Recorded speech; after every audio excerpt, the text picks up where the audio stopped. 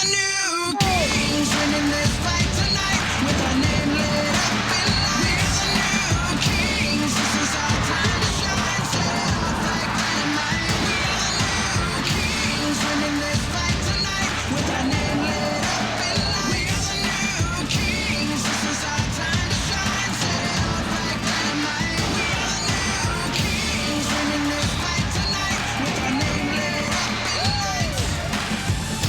This is Whataburger Friday Night Stars, presented by Game On Sports, live from the Star in Frisco, Texas, and the Dallas Cowboys headquarters. Here's Kyle Yeomans, Zach Wolchuk, Eric Chiafalo, and Heckma Harrison. Anything can happen on any given Friday night, and Week 7 is absolutely a prime example. Chandler Morris, touchdown run for Highland Park.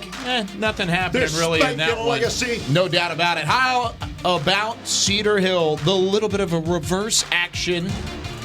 Pretty I like impressive that. trickery I like that, play. Cedar Hill. Nice first down. Cedar Hill up big. The blue blood. Marcus with some trickery of their own. An onside kick. And they recover it. That's in the first quarter. Now Marcus leads big over Hebron. Back to Cedar Hill. Look at the hurdle from Calvian Porter. Ooh, a little bit of hurdle action. Louisville quarterback. How about Green to his wideout. Deep down the sideline. And there's a catch that's made. No one around. That's So an easy fast. score He ran out for the screen. Louisville. Seriously, man. Wow. Week 7 has been nuts, to say the least. It's been Bonkers. one of those weeks where anything can happen. Throw everything that we talked about in the pregame show out the window. You should still go back and watch our pregame show, of course. It was awesome. But Bold predictions, South Lake, Byron Nelson. So we had some good much, stuff. So much stuff. there is just pandemonium around the area right now, and most notably, this game. Prosper and the Eagles come in undefeated, circling Allen on the schedule a couple weeks ahead from now. We said, hey, if you're an Eagles squad, you can't look ahead in 6A. They might be looking ahead a little bit too much because the Jesuit Rangers, oh my goodness, upset alert? Maybe 34-14 in the middle of the third quarter. The Jesuit Rangers behind a pretty impressive running attack, and that one actually going into the fourth quarter now.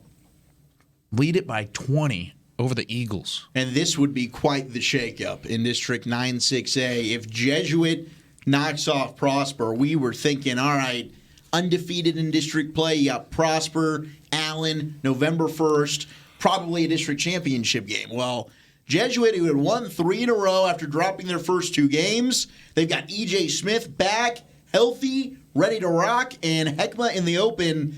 You talked about their quarterback, Rance Hallman. Well, Rance does have an interception tonight, but the story's been that tandem of Jake Taylor and E.J. Smith on the ground. Jake Taylor, who stepped up the first couple weeks of the season, Jesuit realized, wow, we've actually got another good back here, allowing E.J. Smith now to not only be their lead runner, but also their top receiver. Those two guys have combined for 5 touchdowns. E.J. Smith with 3, and Jake Taylor with 134 yards and 2 scores on the ground, as Jesuit is running all over a Prosper team that I think most people, including us, thought would win pretty handedly on the road at Jesuit here tonight. Yeah, the Jesuit defense coming in, we had questions about them, and they've been really, really good against Prosper. We talked about their great offensive line. Don't think they had even given up a sack coming into this game. Jackson Berry, the quarterback, throwing 2 interceptions early in this game. That got them, that got that Jesuit defense on fire, and they come out of the gates early, 20 points in the first quarter, put it on them early and fast, and now, again, that running defense, E.J. Smith has been unbelievable. Jake Taylor, you mentioned it, the 1-2 punch now. It seems like having no E.J. Smith early on in the season almost paid dividends for him down the line, because now you get a fresh E.J. Smith and you find that you have sort of a diamond in the rough in Jake Taylor. Now you have a tandem. E.J. Smith good out of the backfield as well. You can move him around, do some things in the passing game. E.J. Smith 3 touchdowns tonight. And Jesuit, I think, hats off to that defense, because they've really stifled the running game with J.T. Lane and company for Prosper. And again, that offensive line we thought would be able to dominate this game for Prosper has not been the case. Jesuit at home defensively, getting the job done. Yeah, and to force 3 total turnovers against a Prosper team that had been really clean, especially 2 interceptions by Barry, the 1 fumble, and just to hold their offense to under 200 yards entering the fourth quarter, very impressive, because that was a Jesuit team we expected a lot from them last year. It was their defense was the Achilles heel. Now they're running the ball well, and they're playing some solid defense. Look out. 9-6A could look very, very different if this score holds up and Prosper falls here tonight. Yeah, I didn't think that Prosper would. I knew they had the potential for an upset in this. But E.J. Smith, man, God almighty, just what he's been able to do as a receiver and also running the ball. You hit it, you say it perfectly. Him and Taylor as a tandem, they're making the difference for Jesuit. They're going to do that all year. So that's going to be a problem for everyone that comes up against Jesuit. But Prosper, surprisingly enough, their defense not being able to answer the bell and get them some possessions, I think is more surprising than anything. For me, I knew that Barry would have some struggles against some defenses you were looking for, but not the kind of struggle that he's having tonight. It has been a wild weekend so far. I mean, Thursday night didn't bring a ton of surprises, maybe with the exception of Lone Star blowing out Independence the way that they were, but even a lot of people said that that was really expected, whereas Friday night has brought multiple scores really of the caliber that have just kind of blown people away. I mean, you look at Prosper and Jesuit. Arlington Bowie right now leading Arlington with 6 minutes left in the fourth quarter in what has been a defensive football game. This was not really expected. Even if Bowie was going to have a chance in this ball game, you thought it would be a high-scoring affair. Not the case. 14-12 currently is the score, and Arlington Bowie does have the football in Arlington Colts territory at the 15-yard line. So Arlington and the Colts might be going down this weekend. And this turned into Bowie's wheelhouse right here. They made this game conducive to how the Volunteers would be able to knock off Arlington, and that's we're going to shorten this game. It's going to be low scoring. It's going to be gritty. We're going to run the football. And right now, they've got about 6 minutes to go in the fourth quarter. They've got the ball, and they're driving, and they're just trying to milk this clock out, holding to dear life on a 2-point lead.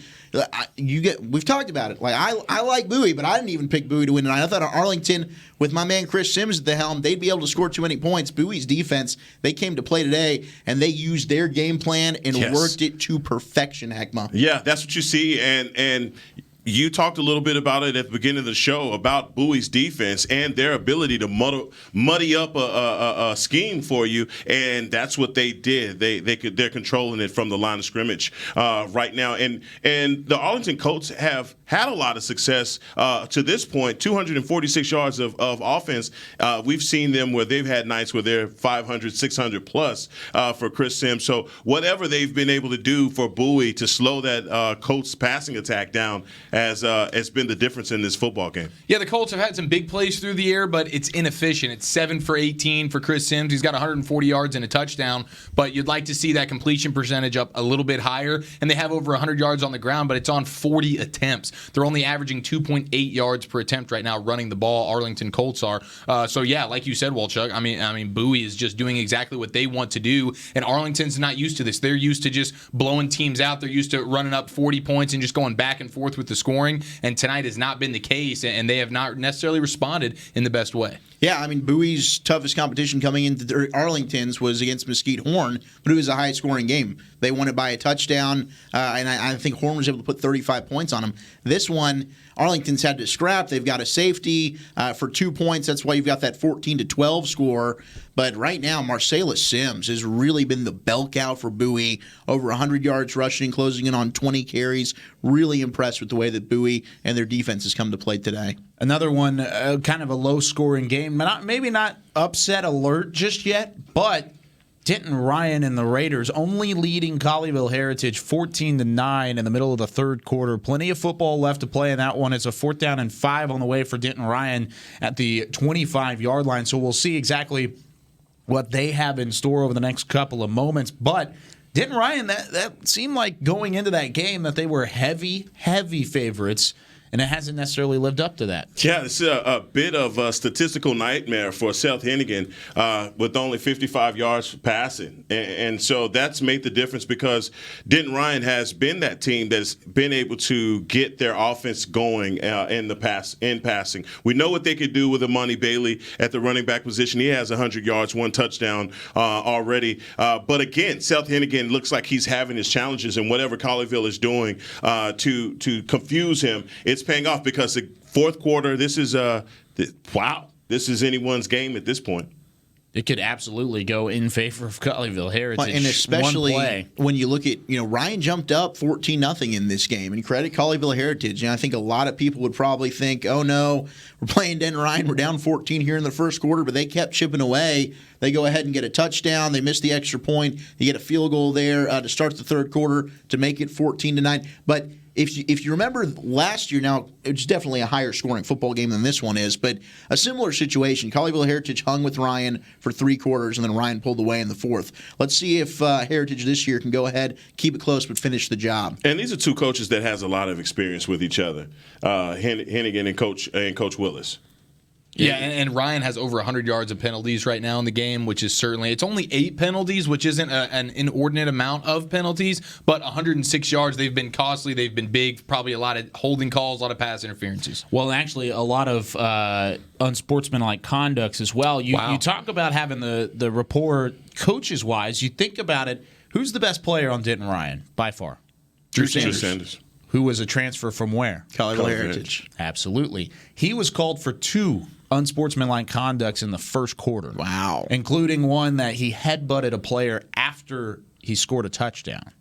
Wow. So and he didn't get ejected? No ejection there. We were listening live. Doug Branch on the call for Colleyville Heritage. We were listening to the radio call, and he said that there was a headbutt that happened. It was in the middle of a celebration post-touchdown score whenever Denton Ryan did go up 14-0, and then after that there was no ejection. So kind of an interesting thing. So you think if there were 2 personal fouls and unsportsmanlike conducts, maybe more kind of followed suit. Those were the only 2 that we had seen previously, but kind of some tempers flaring back and forth. Of course, that's a senior class for Colleyville Heritage that was a part of that whole transfer process with Drew Sanders, and kind of a back and forth Bad there. blood. I can't imagine something more painful than a Drew Sanders headbutt.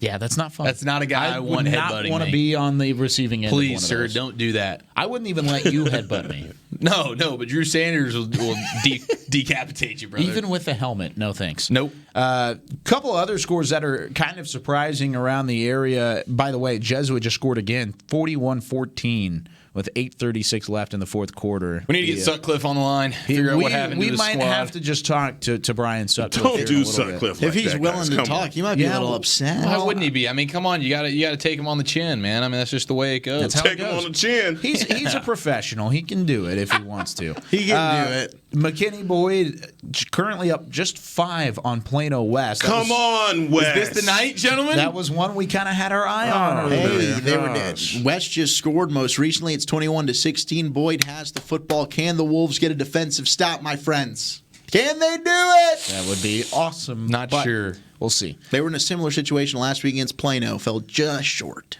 Just short. And then look what Plano did. Came back out and beat a Rip-roaring victory over McKinney. It took 2 days to do it. DeSoto 22-10 over Mansfield. That's not necessarily as lopsided as you would think. Here's one that's extremely surprising.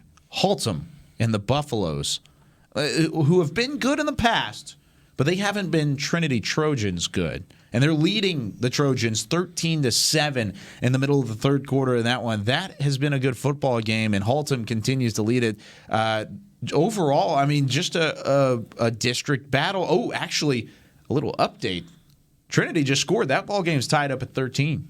Oh, so there you go. And this was one where this isn't the Haltom Buffaloes team of last year where Michael Black, they were the darlings. We were talking about Haltom every week. We haven't talked about Haltom a lot this week, and quite frankly, I didn't even put this as a game for us to kick Have an eye around on. because I thought Haltom was going to get handled by Trinity because they've been handling everybody. But at home, they're doing an excellent job, and it is tied at 13 now. Trinity seems like they've got that run game figured out a little bit, but credit the Buffaloes. They are playing tough against Trinity, who has been one of the more impressive, dominant week in and week out, consistent teams we've had in the state so far this year. Haltom got the win over Trinity last year as well, Sure right? did. They did. Now, That's that a was a good better point. Haltom team, of course, Michael Black and company, but you would think Trinity was going to come out with a vengeance tonight. Right. That didn't happen, at least early on. They've tied things up. You'd like to think Trinity can go ahead and pull away in this one. But, yeah, big credit to Haltom tonight. Yeah, this is a rivalry game, and familiarity does breed contentment. And this is one of those games where you know that they're going to play each other to the death, literally, and that's why it's 13-13. So I expect it. It's crazy though, because if you look at total yards so far in this one, Trinity 240 total yards compared to just 99 for Haltom. So the fact that the Buffalo, on the stat sheet, Trinity is dominating Haltom. There's but a kickoff return. Something happened. There's Yeah, I one know, I'm turnover, looking. and it is from Trinity. Trinity does have a turnover in this one. They lost a fumble. That's how Haltom was able to get it. Yeah. And Haltom has 13 points because they had 2 field goals. So it's not like they've been able to score. I mean, they got the 1 touchdown, sure, but then they've kicked 2 Hey, field guys, goals to let's not hang rain in on there. Haltom's parade, okay? No, I'm not raining on it. Not Okay. raining on it. I think they've done a great job tonight. Tie ball game. 13-13. I'll rain on it, and I'll say there's a lot of game left in that ball game. So, there's a We've lot always of got to have time somebody left. that's negative. Like, we can't Lot just of enjoy, time left. oh, look at this. who's not enjoying it? I'm This just is saying. fun. I gave you the facts that 2 of their Rain on the scores parades. were field goals. It's not like they found the end zone a bunch of times. 13 points. No, I they mean, do have 1 touchdown, you're right, and a couple of field goals. Thank you. Appreciate that. Jeez. Another one that's I know. surprising, what we deal with. maybe in a different way, not upset related. Cedar Hill, Mansfield Summit. Maybe with the exception of Heckma, who thought Mansfield Summit was going to win this game. We at least thought it was going to be close.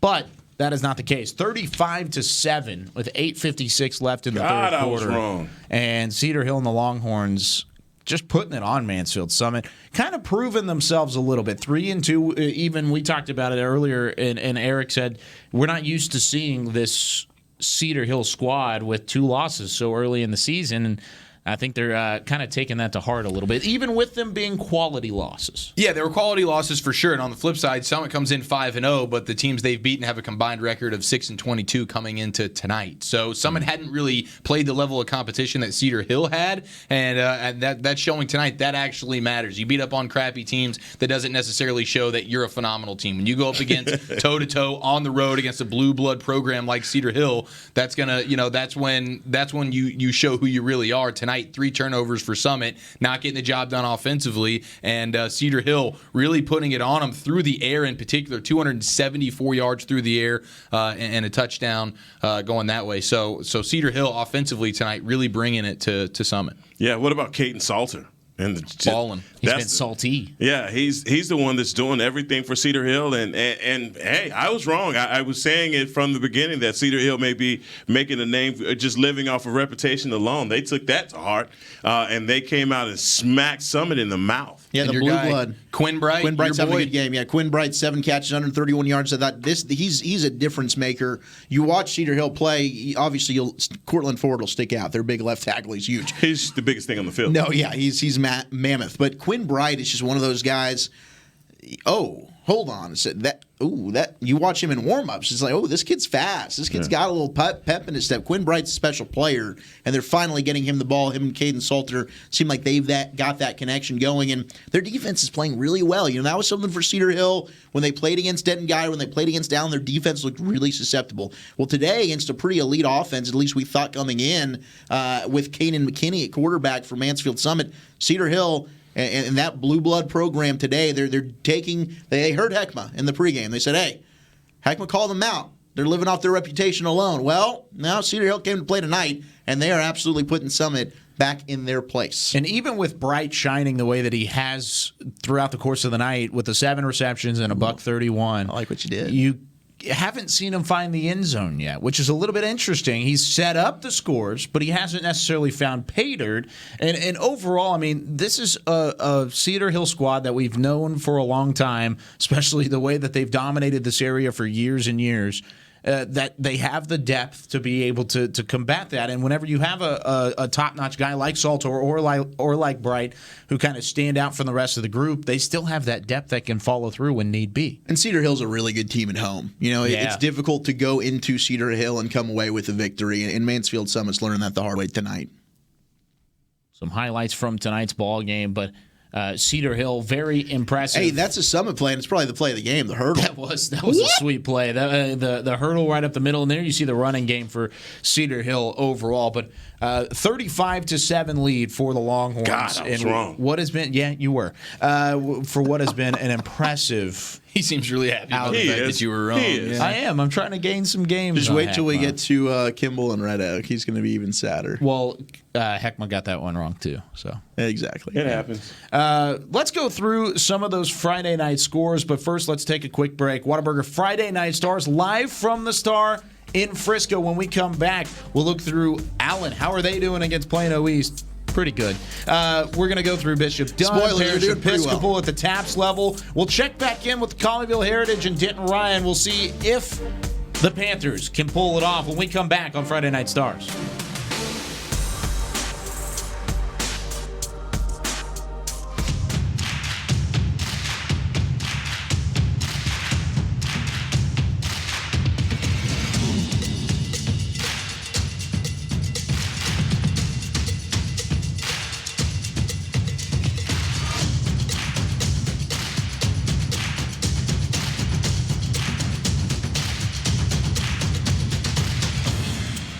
Gear up for back to sport at Academy Sports and Outdoors. It's game day. A day that should be spent in the living room, not the kitchen. So next game, you just worry about the score. Because we've got the food covered. With hand-battered, cooked-to-order, always fresh, never, ever frozen chicken fingers. Craveable cane sauce. Crispy crinkle-cut fries, and jugs of freshly made tea and lemonade. Raising Cane's Chicken Fingers, one love. It's in all of us, and we won't hold it back. Not one little bit. Nope, we embrace it, letting it fuel our passions, pushing us deeper than we thought possible and keeping us curious. It's what sets us apart from the herd. It's how we come up with the ideas that make people say, why didn't I think of that? See, when you nurture the creativity and passion that's in all of us, you'll learn nothing is out of reach.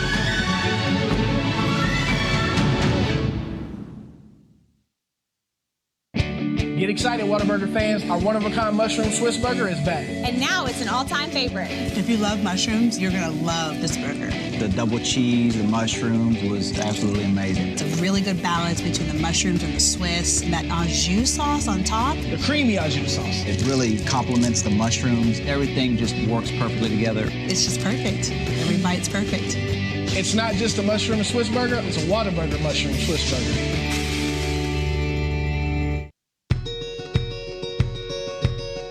Hey, I'm Jack. We started SeatGeek because we want fans to have a better, more transparent ticket buying experience. With SeatGeek, you can see the best deals and buy tickets, all with a price match guarantee.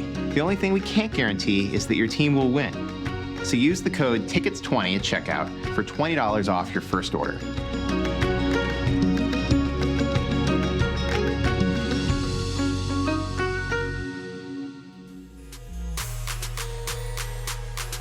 Back here from the Star in Frisco, home to the Dallas Cowboys world headquarters for the world champs 5 times.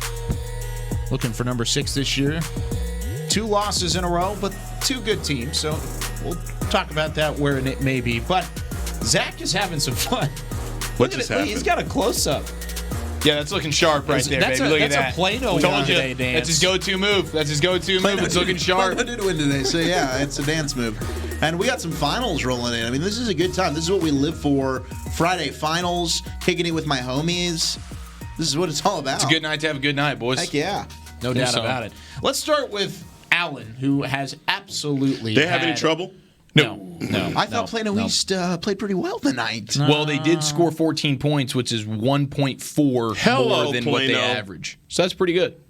It's pretty good. Was that sarcasm? Yes. Yeah, a little bit. I just wanted to make sure I wasn't hearing it. They added 6 more additional passing yards to their already 472 coming into tonight. So haven't broken the 500 marker yet through the air for Plano East. But I got a feeling over the next 3 or so weeks they could probably manage that. Yeah, they just continue to turn the football over. And 4 turnovers again tonight. And if you're going to have a chance against Allen, You just can't turn the football over. I mean, any game you go into it, if you lose the turnover battle, you're putting yourself behind the 8 ball. But if you're going to beat one of the upper echelon teams, we say this every week. We talked about it last week when Midlothian had a chance to knock off Aledo, and then you saw them have some turnovers in the fourth quarter. You've got to play near perfect. And clearly tonight, Plano East was far from perfect, and Allen really on the ground through the air. I mean, they had their way with Plano East. Raylan Sharp, just a very effective game, 11 of 14, 180 yards and 2 touchdowns. But East really shot themselves in the foot early and just weren't ever able to recover. Yeah, we knew coming in they couldn't really throw the football. Tonight was no different. They run the ball pretty well, and that shows over 100 yards on the ground. Trey Scott Jones with 100 of those. But again, when you can't throw the football, it's going to be tough because Raylan Sharp and company, they're going to be airing that thing out all night long. Yeah, you get a turnover. You get a turnover. Yeah, he's giving out handing out turnovers. But let's look ahead for Allen, right? Because that's what. I thought you wanted to look ahead for East. No. Hey, we can do that too. If you want. Let's look ahead for Allen because Jesuit is coming down to Allen. Allen has a rare home game next week. Extremely. You know what? Tonight was a weird road game for Allen. Yeah, 1 in a million. How about that? But, Jesuit comes in to play, and I think this is going to be a game where I think Allen is going to be put to the test versus a good Jesuit team. The Jesuit's going to be coming in extremely confident. They played great on both sides of the ball tonight, rushing the ball, throwing the ball, playing defense. I mean, they're actually playing some defense tonight against Prosper. Come on. Obviously, I don't think any of us would necessarily pick Jesuit to win that game, but coming in, riding high. They're on a 3 or 4 game winning streak right now, playing extremely, extremely well. And again, that confidence, they're going to be feeling good. Would E.J. Smith be the best player on the field in that ball game? Yes. I would lean yes. Yeah, absolutely. So anytime you have the best player on the field, you have an opportunity to win. Especially if they're able to utilize him as a receiver. That's been where Allen has been susceptible. Yeah, that's the Their difference. secondary is really young, and they haven't really proven themselves this year. Tonight they went up against the Plano East team, as Eric mentioned, extremely one-dimensional. They've got Trey Scott Jones on offense, and they have a running quarterback. They don't have much else. For Jesuit, all of a sudden with the emergence of Jake Taylor running the football, you've got the ability to split E.J. Smith out wide and allow him to go work downfield. That could be challenging. That could be interesting. That's what they did tonight. E.J. Smith had 70 yards on the ground, 3 rushing scores, but he also had 50 yards through the air as well. So, I mean, he's a guy that you can move around, and the two-headed monster between him and Taylor is going to be nice. So that's the point being made. That's what I mean. I mean, we talk about Allen and what they do and where their weaknesses are, and we've already discovered that their biggest weakness is in their defensive secondary that hasn't been put to the test. This could be their biggest test next week because, as we've discovered, E.J. Smith is just as dangerous out of the backfield than he is with the running the ball. And I think coming into tonight, the biggest question about Jesuit was their defense, and they showed out in a big way against Prosper, and that's a Prosper offense that we know is high flying. They have probably the best offensive line in the area, and they dominated that Prosper team. But let me ask you this: what's up? Raylan Sharp. They stopped Berry. Can they do it against Sharp, though? Yeah, that's the question. No question. I mean, that is certainly going to be the question. Yet. Raylan Sharp's able to do a little bit more with his legs, I think, than Jackson Berry. So, bottom line is being able to bottle him up all game long with the fact that he's able to beat you through the air and on the ground makes him that much more difficult. But yeah, I mean, it's certainly something. They showed they can do it against Jackson Berry and that Prosper offense that makes you feel like then they could really go toe to toe with anybody. But coming into tonight, they had not really played well. So maybe this is sort of a turning point moment in the season for that defense. If they show up next week like they did tonight, then they can hang in there. That's going to be an interesting game to look for next week. And with that being said, we'll talk plenty about this district coming up in a little bit and when we break down that Jesuit and Prosper game. But we do have a final from Arlington. The Bowie Volunteers hold on late, 21-20.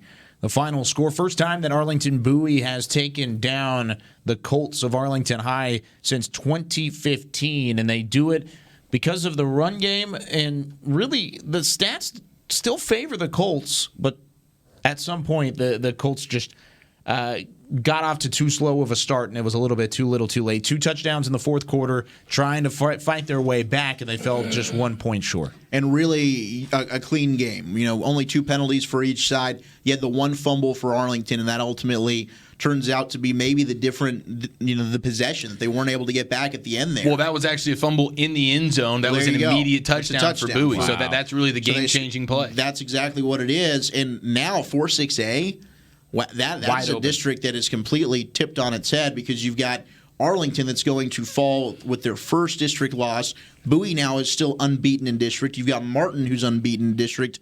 and Lamar, who's unbeaten in district. So I think those 4 squads are solidified to make the postseason, but who is going to win out? I mean, we've got interesting games with Bowie playing Martin, with Martin and Lamar, and Arlington still having to play Arlington-Martin. I mean, these Arlington schools are just going to beat up on each other. Who's going to be the last one standing? I thought Arlington had a very, very good shot, especially having beaten Lamar already. Bowie is definitely made that very entertaining. Well, in Arlington and Arlington-Martin play next week, and if you think that Arlington has an opportunity to come out on top in that district even before this Bowie game, that means that they have a legitimate opportunity next week to try and take down Arlington-Martin in what could be a game that continues to throw this district into a little bit of a frenzy. Yeah, one of the things we've become accustomed to with seeing Arlington Bowie is how tough Danny DeArmond has his defense playing every year. They came into this game obviously with a game plan of not allowing for Chris Sims to go off, and they didn't allow it, and they stuck to a pretty good game plan that allowed them to run the ball and keep that Arlington Colts offense on the sideline for a lot of the game. And they really did a good job of stopping the run. They limited Arlington's rushing attack to just 103 yards, but you're 100% right. I mean, Chris Sims, 214 yards and 2 touchdowns. Credit him. He didn't throw any interceptions, but at the same time, this is an Arlington offense that's used to being very, very balanced when you've got B.J. Rogers in that rushing attack going. And tonight, only 58 yards on the ground for B.J. Rogers. So, Bowie, that defense came to play. Ultimately, their turnover resulting in a fumble recovery for a touchdown. That made the difference. That's just a wild ball game, especially late back and forth. I mean, both sides scored in the fourth quarter. Arlington twice, Bowie once, but it was enough for them to hold off. Now, this was one of our pick'em games earlier. We all picked Parish Episcopal, but are you guys a little bit surprised the way that Parish has kind of been able to get on top of Bishop Dunn in this ball game? 35-8 the score, and Parish has really just turned it on immediately. Yeah, I wasn't shocked at all. I said it from the beginning with them being able to beat the Deons, the Trinity team at the beginning of the year on ESPN. I wasn't shocked, and I didn't think that they would have a matchup problem versus Bishop Dunn that has a pretty good defense. They have a great defense. Yeah, but Preston Stone is. Man, he's the man. I mean, 307 yards total on offense, 191 yards passing, but not enough is being stated about their rushing that Parish Episcopal does. They have 116 yards on the ground. That's been a big part of their game plan. So they're not just relying solely on Preston Stone to win the games with his arm. They are relying heavily on a run, on a rushing attack, but we said it before in the pregame show. Parish Episcopal has a pretty nice defense as well. They absolutely do. And we said Simeon Evans is going to have really the game of his life in order to match score for score with Preston Stone in that Parish offense. And that was just not something he was able to do tonight. 2 turnovers for that Bishop Dunn offense. And if the defense is going to give up more than 25 points, that offense has, it struggles being able to go score for score with anybody. And Parish really just played a great game on both sides of the ball, throwing it fantastically well, doing enough on the ground game, and then that defense just bringing the heat. And Walchuk, you said it in the pregame show, really the unsung hero of that Parish team this year has been that defense. Yeah, and their defense has been outstanding again today, only allowing 8 points. But, Preston Stone, we talk about the arm. How about getting it done with his legs? 40 yards rushing and a touchdown tonight through the air. He doesn't have any touchdown passes, but it doesn't matter. Cornel Lynch has 3 on the ground. So ground and pound, play good defense for Parish. They're showing you they're a team that can win a multitude of different ways. Yeah, and I think that All Saints loss kind of caught us all off guard for a reason. I mean, we thought they were going to be state title contenders, and we saw once they fell to All Saints, we kind of were taken aback a little bit, saying, hey, that's a Parish team that we thought might run the table. And you go up against a good Bishop Dunn squad, and you take care of business the way that you did tonight. I mean, it puts you right back in the middle of that conversation. So a big win for Parish Episcopal. Checking in on Colleyville Heritage. They were down by 5 when we started our overtime show. Since then, Denton Ryan has tacked on another score, and they lead it by 2 scores at the moment. 21-9 is the score in that one. So Denton Ryan kind of distancing themselves a little bit in this one, and they've got the ball to start the fourth quarter right at the 50-yard line. So Denton Ryan trying to hold on here. Can Colleyville muster some sort of comeback coming in that fourth quarter. It's going to be tough against that Ryan defense. Once you get down big in the fourth quarter against Ryan, they can just pin their ears back, get after the quarterback because you become one-dimensional. You have to start throwing the ball now if you're Colleyville Heritage. And A.J. Smith, only 64 yards so far through the air right now in the passing game. That's not going to bode well for the fourth quarter when that Ryan defense knows you have to pass. It's probably going to be game over now with Ryan getting the victory. But Ryan's certainly not coming out of this game feeling incredible because they didn't play the most disciplined game tonight. Well over 100 yards in penalties. We talked about it earlier with a couple of Drew Sanders unsportsmanlike conduct penalties. So this is certainly a game where, Coach Hennigan's going to go back to the drawing board and say, hey, fellas, we got to get some things cleaned up. But ultimately, Ryan, the better football team, like we knew coming in. Yeah, I mean, it's kind of funny that you mentioned that because having covered Ryan for a few years, that's a trend. That's a trend for them. They kind of do get into some situations where they've got guys and they get a little heated and emotional. And like we've talked about at length, most of their guys play both ways. But they've had a knack, and it's some of their best players. I remember Gabriel Douglas, for instance, who was one of their top wide receivers, committed to go to Texas Tech. Grades-wise, that didn't end up happening for him. But he got flagged in several playoff games for multiple personal fouls. That's an issue at Denton Ryan moving forward. And if you're playing against elite teams, especially in the playoffs, if they do meet a Frisco Lone that'll cost Star you games. And a Highland Park, that'll absolutely lose you games. I think something else of note, Seth Hennigan, who we have praised on this show this year and has shown an ability to really improve as a passer. Well, today, not his best day, and he's playing against probably the best defense he's played so far, so that's very telling. But their last touchdown, they actually had Drew Sanders throw it to Billy Bowman Jr.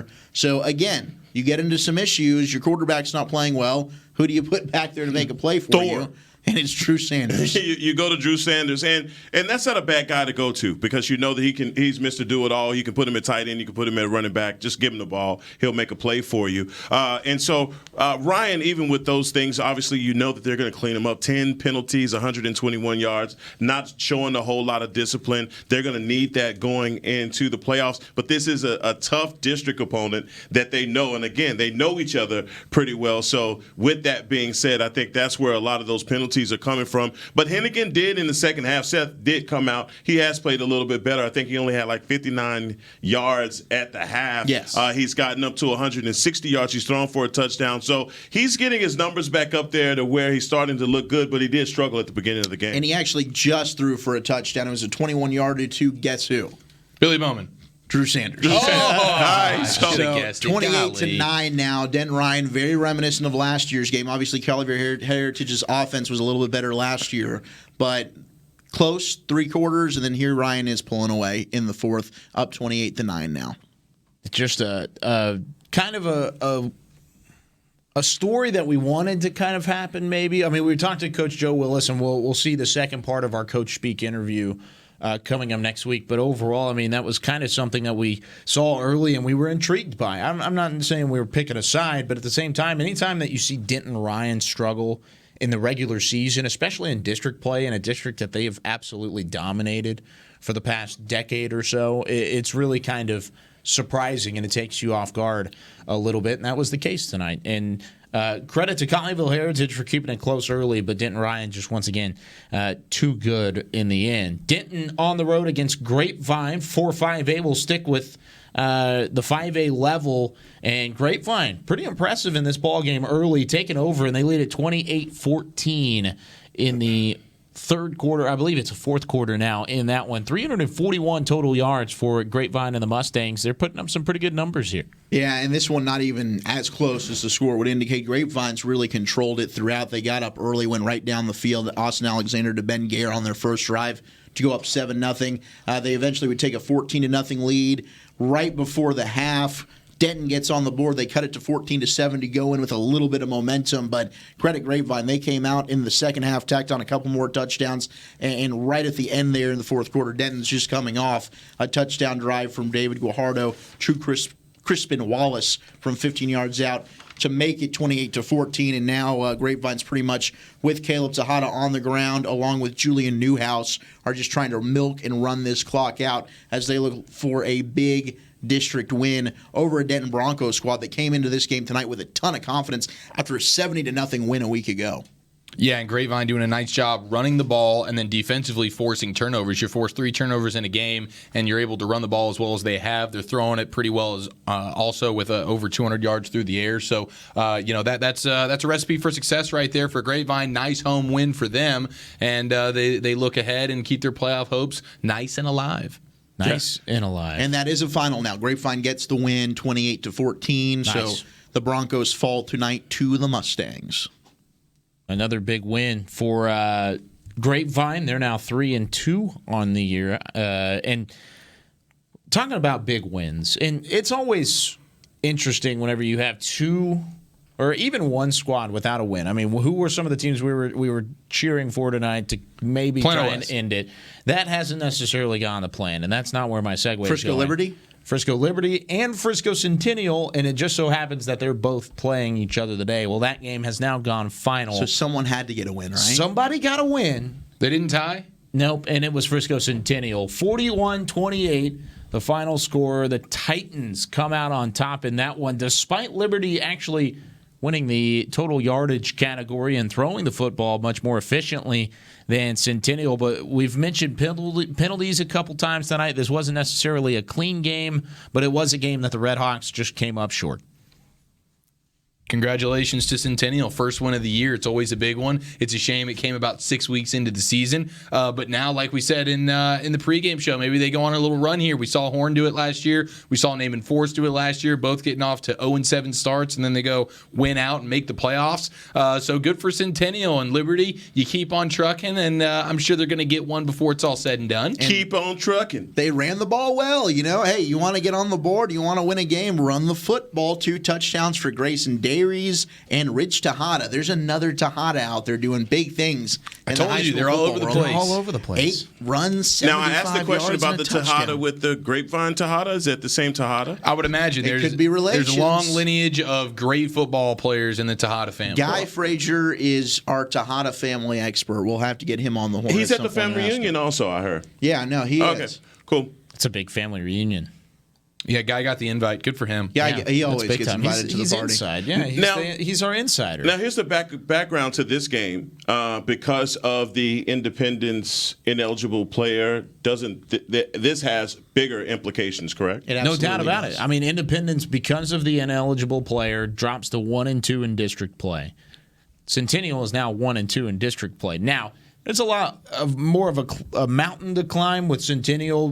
Definitely at least on paper, a lesser squad roster-wise, depth-wise, stats-wise than Independence. But, I mean, even now you're looking in, and Eric, you said it. I mean, we're 7 weeks in now after the loss and 3 weeks into district play, and you're tied up Independence and Centennial overall. It's kind of a little bit of a shock to the Knights.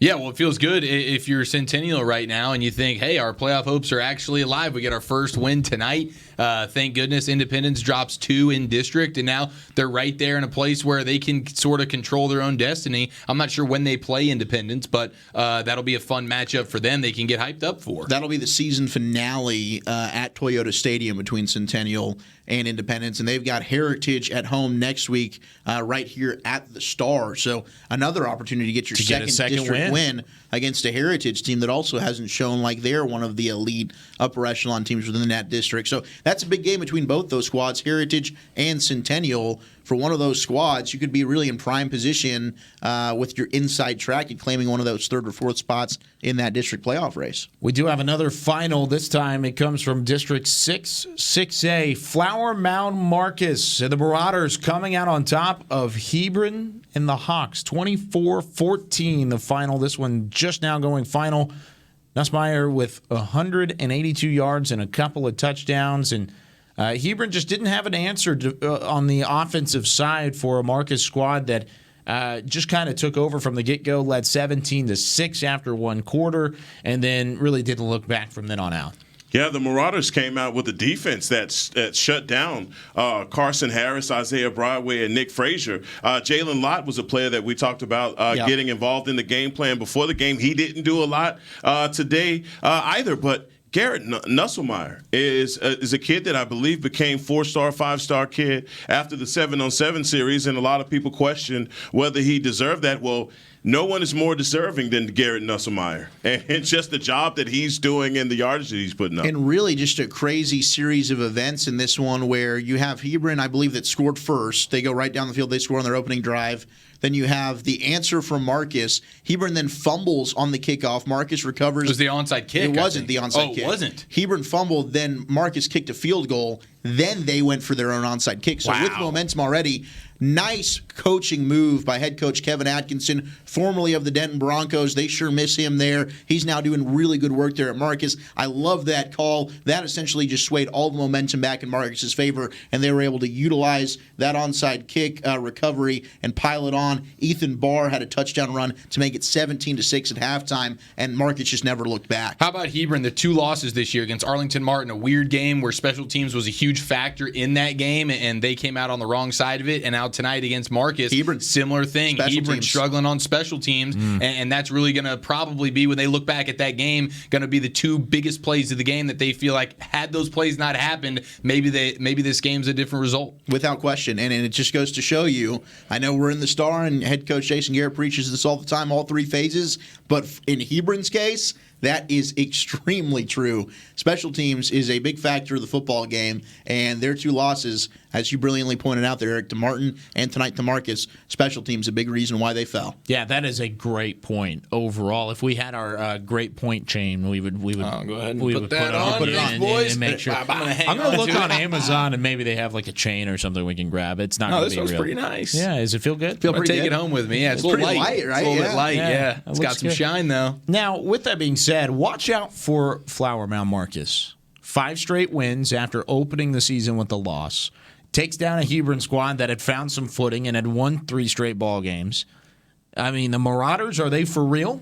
I think they're definitely for real. I think this is a Marcus team. You and I took them to win this game, but I thought they were very evenly matched with Hebron. I think that they still were, but their defense, I think, is a lot better than people are giving them credit for. And Heckman's right on. Garrett Nussmeier is the real deal at quarterback. So when you've got a quarterback that you believe in, your defense is playing well. They've got a game against Coppell that I think is very winnable for them. In fact, they should win that game. And then you've got the Battle of the Mound, and this one, that is going to be an outstanding game this year at Flower Mound, Friday, October 25th. Marcus and Flower Mound, that could have major district championship applications, not just bragging rights within the city of Flower Mound. And this is a big weekend for head coach Kevin Atkinson, head coach for Flower Mound Marcus, because he gets the victory tonight. His son actually a walk-on quarterback at Oklahoma, in town for the big game, Red River Showdown. Cool. And He's pretty good at Denton High. Pretty dang cool. Walk on there. I think he was a JUCO kid. Lincoln Riley said, why don't you come on board OU? We'll see what we can do with you. And now he's a Sooner. And Coach Atkinson, I would imagine, would be out there at the Cotton Bowl tomorrow morning. Wow. So, like you said, big night for that family, and congratulations on the win. Big win for Flower Mound Marcus. We're going to step aside here for just a quick moment. When we come back, we'll look through Keller and Northwest Eaton, check in on some of those Keller schools overall. We'll look at Louisville. Man, they have put it on Coppell, and then we'll go back to Cedar Hill and check in on that one. We'll continue through our Friday slate when we return here on Whataburger Friday Night Stars. Hi there, this is Dak Prescott. When it comes time to shop for my tailgate favorites, I go to my stores, Albertsons and Tom Thumb, where they offer fresh organics and large assortments of local produce and sell only USDA choice meats. Get 10% off of your groceries every Dallas Cowboy game day when you wear your Cowboy jerseys. Albertsons and Tom Thumb, the winning combination and the official supermarket and pharmacy of the Dallas Cowboys.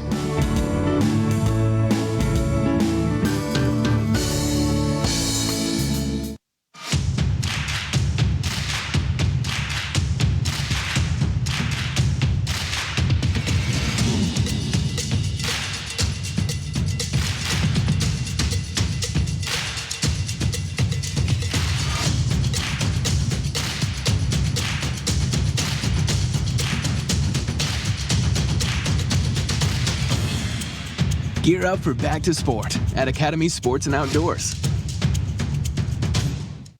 Ashley Home Store, the #1 furniture and mattress store in America. We have all the major mattress brands at a guaranteed low price. Plus, we have furniture for every room in the house and decorator accessories to make it yours. With multiple locations, personalized service from knowledgeable associates, and convenient finance plans to fit your budget. Ashley Home Store, the official furniture store of the Dallas Cowboys. This is home.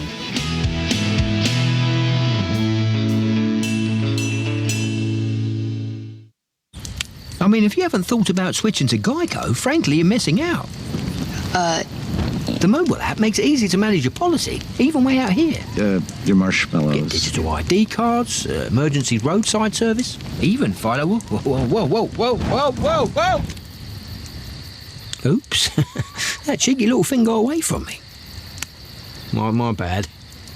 Geico. It's easy to manage your policy whenever, wherever. Can I trouble you for another marshmallow? Get excited, Whataburger fans. Our one-of-a-kind mushroom Swiss burger is back. And now it's an all-time favorite. If you love mushrooms, you're going to love this burger. The double cheese, the mushrooms was absolutely amazing. It's a really good balance between the mushrooms and the Swiss. And that au jus sauce on top. The creamy au jus sauce. It really complements the mushrooms. Everything just works perfectly together. It's just perfect. Every bite's perfect. It's not just a mushroom Swiss burger, it's a Whataburger mushroom Swiss burger.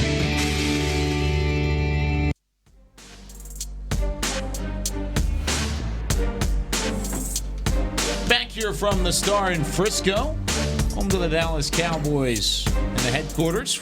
We're back here for week 7 of Texas high school football, getting dangerously close to hour number 4 of Whataburger Friday Now Stars. Are you feeling dangerous? I'm feeling so dangerous. So dangerous. With this chain on, dude? You kidding me? The dangaroos. It looks good on you. Appreciate it. I like it. Thank you. Now, with that being said, we do need to take some time to talk about some of our sponsors. Heckman, you got it? Oh, y'all ready for this sponsorship read for Heckman Harrison? Of course we are. First of its kind. For nearly 60 years, North Dallas Bank and Trust Company has dedicated to helping Texans like you meet their financial goals. With full-service banking centers in North Texas, Irving, Plano, and Frisco, North Dallas Bank aims to provide banking for smarter choices in business and life. For more information is available at ndbt.com. North Dallas Bank and Trust Company is a member of FDIC. Yeah, buddy. We love North Dallas Bank and Trust. Really nice job, Heckman. Proud of you. Thank you very much for sponsoring us.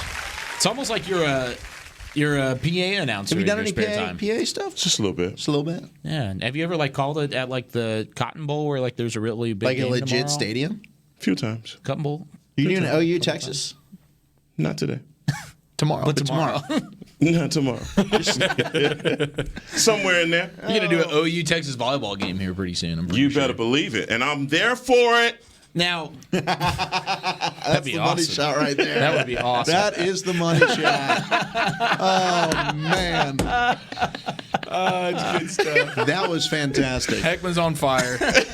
Feeling dangerous. Well, how about this? I'm going to interject, and I'm going to disagree absolutely about the thing you just said. What did you say? That's the usual thing. Feeling dangerous? No, the thing before Heckman's that. on fire? Yeah, I disagree. Gotcha. Oh. You want to talk about your predictions this week? Yeah, talk about it. Let's go. Over? No, He not hasn't even over. looked at the scores. 1 for 4 in it this week, or 1 and 4 this week. So you got 1 out of 5 correct. Heckman, as a guy who's been there before, you'll be all right. You'll bounce back. Oh, I'm not worried about anything. I had Chuck and this guy in this competition. Well, That's true. Wolchuk went 4-1 this week. I went 3-2, and so did Eric. So Hey, it's a winning week for me, baby. I'll take it. So I would be leading currently. Okay, so we're all tied for second. That's how it feels. Except for Eric. Awesome. I think have Zach definitely is in leapfrogged second you, now. Heckma. I will be in I think second all Zach by is in myself. Is in second. No, he's not. It goes me, Zach, Heckma, Eric is what it'll be. You went 1-4. I went 4-1. So that means I made up 3 games, and I was 2 games behind you coming in. So I jump a game ahead of you. Heckma and Eric would be tied. Okay. So that's what that'll look like. That makes me feel a lot better. Thank you. You guys are in Good. it together. That'll be fun. That'll be fun. So just a little interjection before we get into the rest you of haven't our interjected Friday enough. I'm slates. sorry. Right. Well, no, I was saying that An was interjection that for my that was interjection. the He was putting a bow on the past. interjection. No, that's That good. was the interjection was behind us, and now Fair. we're moving forward. Thank God. with the interjection being done. Let's go. Keller, Northwest Eaton. And Chobo. In Chobo. And Eric, what did you say about this game in our pregame? You said, what kind of score did you expect? Low scoring, two evenly matched teams that both run the ball well, don't throw it tremendously well, but they do play great defense. So I think it turned out to be quite how we predicted. What'd you set the over-under? I think I set it at about 39, right I want to say is what I had it. So it landed right on the dot. So good for me there. Your math is terrible. It's 29. It's 29. Excuse me, 29. Hey, it was on the right top on of my the head. dot? Right on the dot. Hey, lucky Hope he's you took pretty. the under. Feeling pretty good. They just hand those degrees out in North Texas, I tell you. Unfortunately. Come on. This is a table full of North Texas alums. You went to Unfortunately. North Texas. Yeah, I did. Yeah, we know. With that reading you just gave us, they're handing those things out like Oprah, baby. Here we go. Northwest Eaton homecoming drops the game, and this was a big district game. We said it. I mean, it was going to be it's going to be Central, it's going to be Keller, and it's going to be Eaton fighting for that last spot or the last two spots in that district. And now Eaton falls behind. Homecoming loss never makes you feel good, but it was a tight game. They had a nice fourth quarter score there to make it close with a couple minutes left in that game. But it was a very evenly matched game. Again, two good defenses, two good rushing attacks. But tonight, Keller gets the nod, and they had a turnover in that game as well. So I mean, Keller, good on them. They overcame the turnover. They threw the ball okay, but they ran the ball pretty well, over 100 yards, and only 4 penalties. I mean, we talk about penalties matter, and Eaton had double the penalties of Keller tonight. And when it's a close game, that's going to be a difference right there. Yeah, and almost double the first downs as well. And for them to lose this game, this is one that they're going to have to look back on and say, we definitely shot ourselves in the foot. And a little surprising because I kind of leaned Eaton as maybe being the better team. I did too. Entering tonight. You know, I agree with you. I do think that they're pretty close,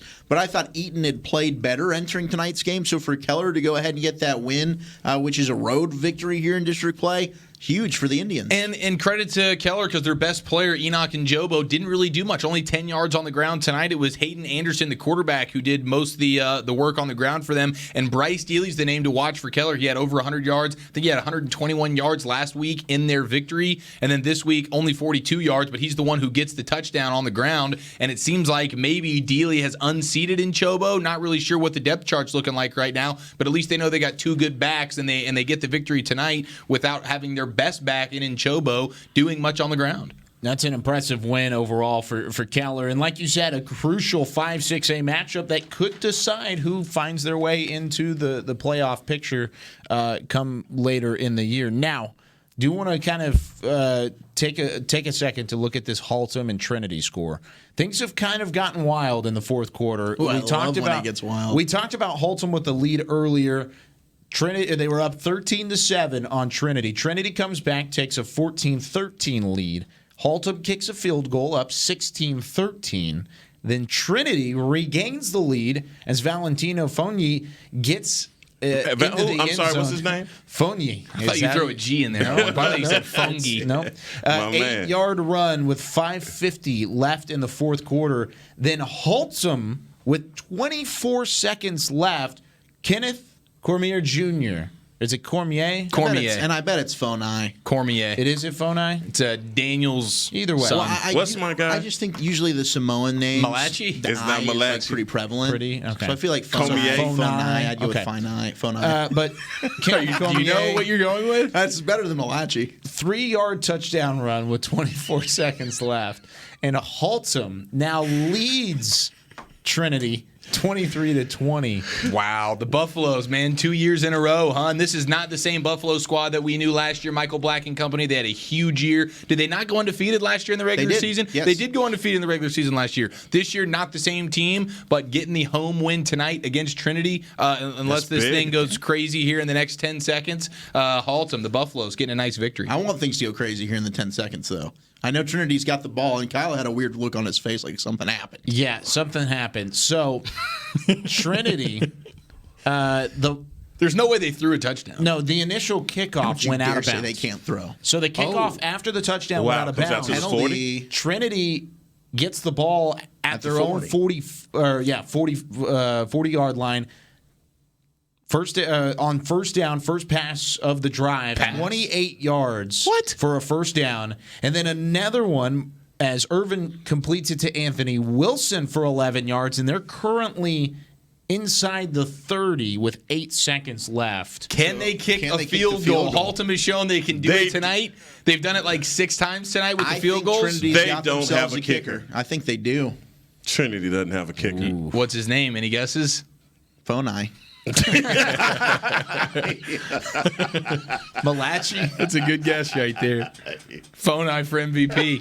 Well, maybe we got an overtime game on our hands, boys. Very much so, and that's the thing. A timeout was just called. We're trying to, but in reality, you're trying to kick the field goal, right? You're not going to think that you can make 27 yards running the football. Well, they've been throwing it on this drive. That's and true. The prolific They're picking up passing some chunks. offensive They're Trinity. picking up some junks. Yes, they are. And I don't know how. Let's see. They've thrown the ball for 128 yards tonight, which is probably about 120 more than what they were expecting. They've been great on the ground, but if they can kick a field goal right now and send this thing to overtime, anybody's ball game. Well, here's the thing. Looking at the play-by-play, a timeout was called by Trinity after they got inside the 30. A timeout was then called by Haltom to potentially ice a kicker, ? You never know what that is. But then another timeout was called. So 3 timeouts in a row were called in the fourth quarter with 8 seconds left in that ball without game. A play being run? Without a play being run. I don't even know if that's legal. I don't know. Yeah, as Chris Beam mentions in our ear, you can't take those timeouts home with you, which is a very, very good point. So you can use them all. But I don't know if Trinity calls a timeout and then Haltom can counter with another one. I don't know if Trinity can come back and say, yeah, I want my next timeout. I don't know if that's even legal. So shout out to the refs. Well, in high school it might be. That's true. Yeah. All right. With I don't know if they've got with 8 seconds left. I wouldn't if I'm I'm Trinity's just coach. Go ahead and utilize it. I do the best that I can to try and get a little bit more field position in the running game. Call a timeout and bring out my kicking team. I mean, you don't. That's your only other play there, unless you're not doing that. I mean, you're going to go to the end zone on this one and waste that kind of time. Trinity without their best running back, A.J. Barnett. He's out tonight. He's not playing, so they've had to rely on Zachariah Moore. And A.J. Barnett has really been fantastic for the Trojans all year long. So clearly not having him has been a difference maker and a factor against Haltom tonight. But the Buffaloes, I mean, they are about 8 seconds away if they can hold on here to their biggest win of the season and maybe the biggest upset we've seen so far here today. And a little bit of an update on it as it does refresh. Haltom has the football. What? Somehow, Haltom has the football. Field goal missed from 33 yards out. Dang. After they were at the 16-yard line, they missed it. And then Haltom kneels it out, and the Buffaloes come out on top. 23-20, your final from Haltom, as they hold on in a monumental that's an upset, guys. Monumental. I mean, Haltom had lost 2 of their last 3 games. They had lost to Lake Highlands by 2. Then they got in a boat race with Weatherford last week that we talked about, 66-52. And then you get in a defensive battle against Euless Trinity, who is undefeated on the year and had scored 49, 42, 27, and 31 in their last 4 games. That's a big win for Haltom and kind of a – I'm sure that is just a crazy scene at that stadium tonight. And it was a must-have for the Haltom Buffaloes. You know, they dropped their first game to Weatherford, and Weatherford's off to a great start this year at 5-1. You also have San Angelo Central, who is a perennial contender within that district. Trinity was sitting pretty at the top. Now they take their first loss to Haltom. And then you've got Richland mixed in there, along with Abilene. So, you know, I'm sure Trinity – this is one that will stick in their craw for quite some time. But this District 3-6A got a whole lot more interesting after tonight as the Haltom Buffaloes are able to put themselves now in the playoff conversation. It's weird. It's weird to even think that Haltom got a victory tonight. For me, I didn't even. This wasn't even one that we had circled to look at because we didn't have it on our radar. We thought Trinity would literally go in there and run over the Buffaloes. Well, it did not happen. And being shout out to Haltom, this is a great win for them in their program. And like you said, a must win. So that's 2 games.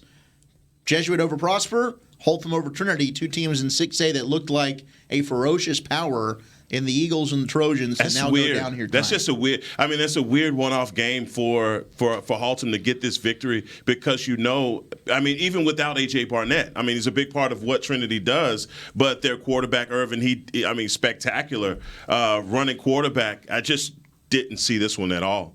That's just a wild turn of events on what we thought. I mean, we thought going into this game that Trinity was going to, like you said, have an opportunity to kind of run the table and be a legitimate contender at that level, and you turn around and then you fall by 3 to a district foe that seemingly had been pitter-pattering over the last couple of weeks. And credit to Haltom. They get the job done in a 23-20 final.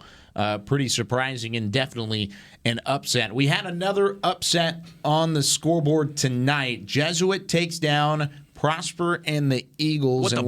We are now joined by Brian Sutcliffe. I don't know if that's okay to play on it. I was not prepared. Brian's for that. dropping heaters, man. I don't know if that's okay to put on a high school show, but whatever. We're going to move past it. And Brian Sutcliffe, the voice of the Prosper Eagles, now joins us here on Whataburger Friday Night Stars. And Brian, just kind of a wild game from the get-go. Jesuit jumps out on top early. Kind of go through what happened and exactly how that one unfolded. Gentlemen, wow. You as stunned as we are? You must be beside yourself, Brian. Well, it was a tough one. And it was all the credit in the world to Jesuit. You know, you look at some of these games and so you call it an upset, and sometimes you can look back and say, well, you know, they returned 2 punts for touchdowns, this, that, and the other thing. This was a whooping. And it was Jesuit just came out and dominated the game from the get-go. The score was very reflective of the way the game was played. Who knows if these teams played tomorrow if you'd have the same result. But for 48 minutes tonight, Jesuit was just the better team. I'm sorry. Go ahead, Brian. Yeah. And so Jesuit jumps out 20-0. They really took control of this ball game early. They got a tip interception from Jackson Berry on the 3rd play of the game. Gave him a 40-yard field, and then you got a heavy dose all night long of Jake Taylor and E.J. Smith. And Prosper did well to force them into a spot where they had to go for it on 4th and goal from the sneeze line, and it was they managed to score, and that really set the tone. And it was 6-0 at that point. You know, they went for 2, didn't get it. But Jesuit scored the first 4 times they had the ball, and it was really impressive the way that they were able to control the ball game with their running game. And Rance Holman, you look at his numbers, didn't put up crazy stats, made big time throws when he needed to. This was a 20-0 ball game. Prosper had some chances. They were down. I guess it was 27-7 at the half, and they came out. They made some adjustments, and they got a big stop, got a tip interception. Aiden Ciano had his 3rd pick of the year, and they were able to go down and capitalize, pulled to within 27-14, and they had a lot of momentum. This was so they came out. They got a stop, got a score, and it looked like maybe this thing was going to change. And the drive of the game really came in the 3rd when, Jesuit, the first half of the ball game, it was really about big chunks of yards. They put up 200-plus yards in the first half, and when they needed to, they picked up, I think it was 3 3rd and longs. It was 14 plays, 75 yards, took 7 minutes off the clock, scored a touchdown, went up 34-14, and it was church at that point. And it was E.J. Smith. It was through the air. They use him in so many different ways. And I think he had 2 3rd and long receptions on that 14-play drive. And it just seemed that at any minute, this was the spot that Prosper was going to get the stop. And it felt like if they could have got the ball back down 27-14, they had started to find some momentum offensively, and Jesuit just wasn't having it. And that tandem of Jake Taylor and E.J. Smith, they combined for about 240 rushing yards, 6 rushing touchdowns between them.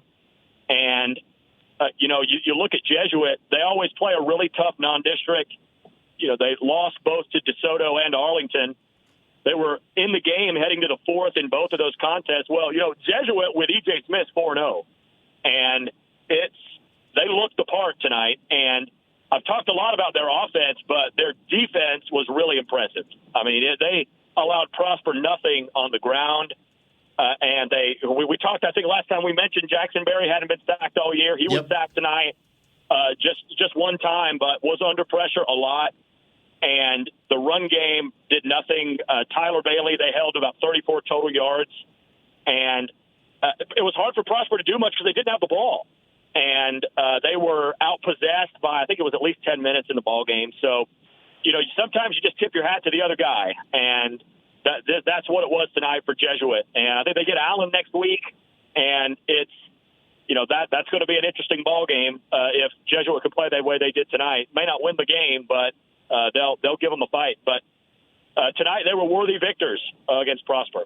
Man, just a crazy scene overall, and not necessarily what we expected. I mean, we were talking a couple weeks ago. We were saying, hey, is this Prosper team enough to take down an Allen squad? Thinking, hey, it's an easy path going up into that matchup with the Allen Eagles, but that is not necessarily the case. They fall tonight to Jesuit, and Brian Sutcliffe, voice of the Prosper Eagles, breaking it all down for us here on Whataburger Friday Night Stars. Brian, thanks so much. We'll talk to you soon, man. Thank you, boys. Have a good night.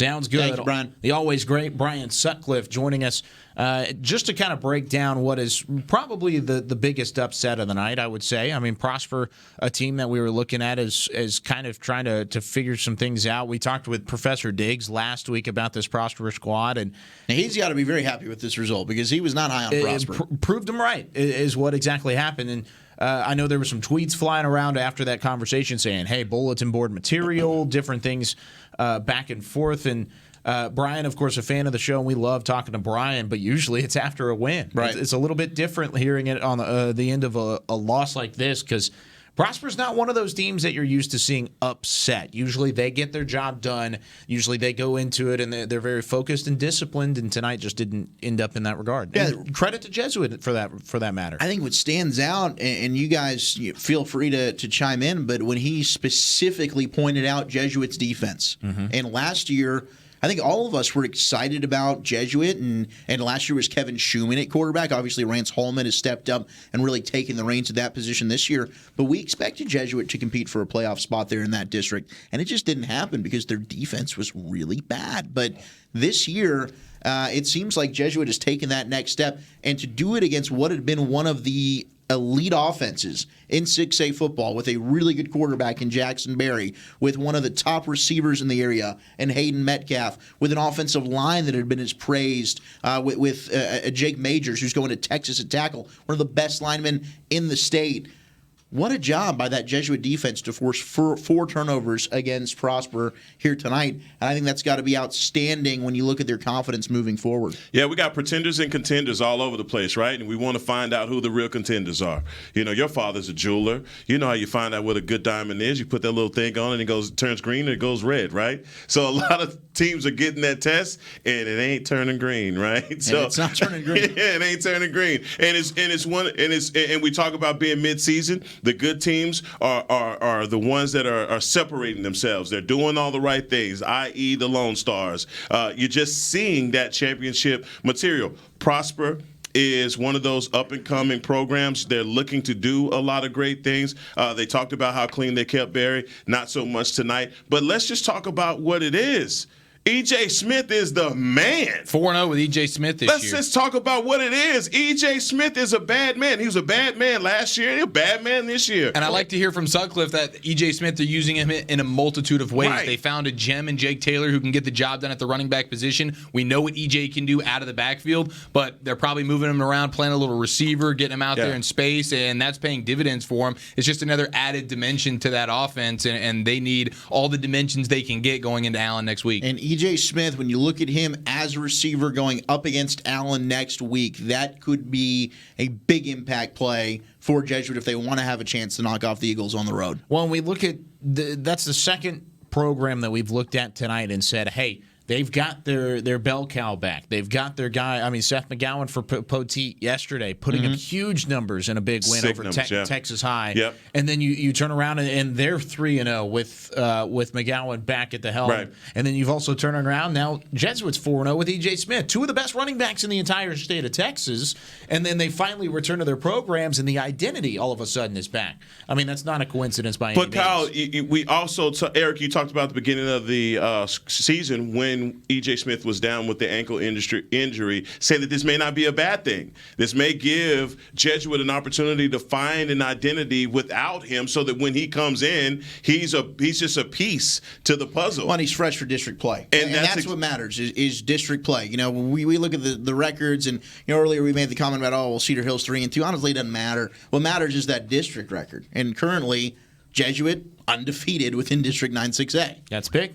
And they've got a test coming up next week. It was a test for Louisville, or so we thought it was a test for Louisville and the Fighting Farmers, but they take down Coppell emphatically, 35-10. Just a solid game overall for the Farmers, and we've got the voice of the Louisville Farmers, Grayson Nolet, joining us here on Whataburger Friday Night Stars. 35-10, a Coppell squad that's kind of only lost to big-time opponents. I mean, Allen and Hebron over the last couple of weeks. But were you really expecting, Grayson, this Louisville squad to come out on top the way that they did? I'm going to tell you right now, I thought that this was going to be a close game right until I show up to Buddy Eccles Field, and I have another friend of mine that works with Champion Sports Radio. He tells me that the starting quarterback for Coppell, Kevin Schumann, is wearing a boot, and he is out. And I don't learn this until I get to the stadium. And so they end up starting backup Ryan Walker, the senior. And, no offense to Walker, he just doesn't have the same dual threat ability I think that Schumann maybe has on the football field. So by the end of the first half, Louisville was up 21-3, and I was just thinking, man, that this Cowboys offense, they just couldn't keep up with the Fighting Farmers. Grayson, we knew Louisville's defense was good. I mean, even dating back to last year, they went on a great run, and it was carried by their defense. But it seems like Talon Green at the quarterback position has given them some firepower. What have you seen from this young signal caller? This kid is the real deal, you guys. The Dallas Morning News has him ranked as the number 15 quarterback in District 6-6A right now. I think he's even better than that. He can definitely pass the football. Sometimes when he goes with the deep ball, he underthrows a little bit. I think he just needs to get a bit better touch with his deep ball. But he doesn't take risks. He always is always taking what the defense is giving him, and he can definitely run the football as well. He's definitely been proving that over the last 2 weeks. But what I like about him is that when he runs the football, it's because he sees the lane, he sees he's got an opportunity, and he takes it. He does a great job at never putting himself in riskier, dangerous situations, and that's what I really like about him. And he's also brought a great deal of leadership to this offense as well. The guys love him. His running back, who's been a captain on this team for years, loves him, and his wide receivers have a great relationship with him as well. Just after 6 games as the starting quarterback. Speaking of the receivers, Armani Winfield, the sophomore, has had a great season so far. 160 yards, 4 touchdowns tonight. How impressive is the young sophomore? He's one of the youngest guys on the field. Each and every game he goes out there, and the thing about him is that he's either gonna. It just seems like each play, it's like 50-50. Either it's just going to be a little play and you're like, all right, nice catch, or it's a touchdown every time. This guy he somehow is either open for the big one or it's just a little, possession catch. I don't know what it is about him. He just does a great job of getting open down the field. Tonight, Coppell played a lot of man defense against him, and Armani Winfield certainly made them pay. He's a big wide receiver. He's got speed. He needs to, I think, get a little bit more mature and just refine his skills a little bit. Sometimes he drops open passes, but just as a sophomore, he's got a ton of talent, and he's going to have Talon Green with him for at least one more year. That quarterback's just a junior. This dude's got a lot of potential to be something great as well. Yeah, Grayson, I wanted to ask you about the Louisville's defense. I mean, they played lights out tonight, getting 3 turnovers. Talk about some of the leadership for those guys. I know we could talk about offense and what they do all day, but those turnovers is what is definitely made the story for Louisville in this victory. Yep, last week they did it against Irving MacArthur. They forced 2 fumbles on back-to-back plays against MacArthur, and This week they did the same thing. They just were opportunistic. The first fumble of the night was just an absolutely perfect hit right on the football, popped up, great opportunity in the first quarter for them. They're just very opportunistic with it, man. They just make great tackles. I really, really like their middle linebacker. His name is Luke Halter. He's a great leader among that defense, and their front four is just dominant. They've got two great defensive ends in David Adegbenbro and Dylan Adams. Both get to the quarterback really well, but are both very disciplined at stopping the run. And then they've got two big men in the middle as well, Christian Verse and Earl Barnes. Earl Barnes, a defensive tackle for him, had 3 sacks tonight. They're just very well balanced on defense, you guys. There's not like one major star on that defense. They're very well balanced across the board, and everybody does their job. Grayson Nolet joining us here on Friday Night Stars via the phone lines. Grayson, thanks so much. We'll talk to you again soon.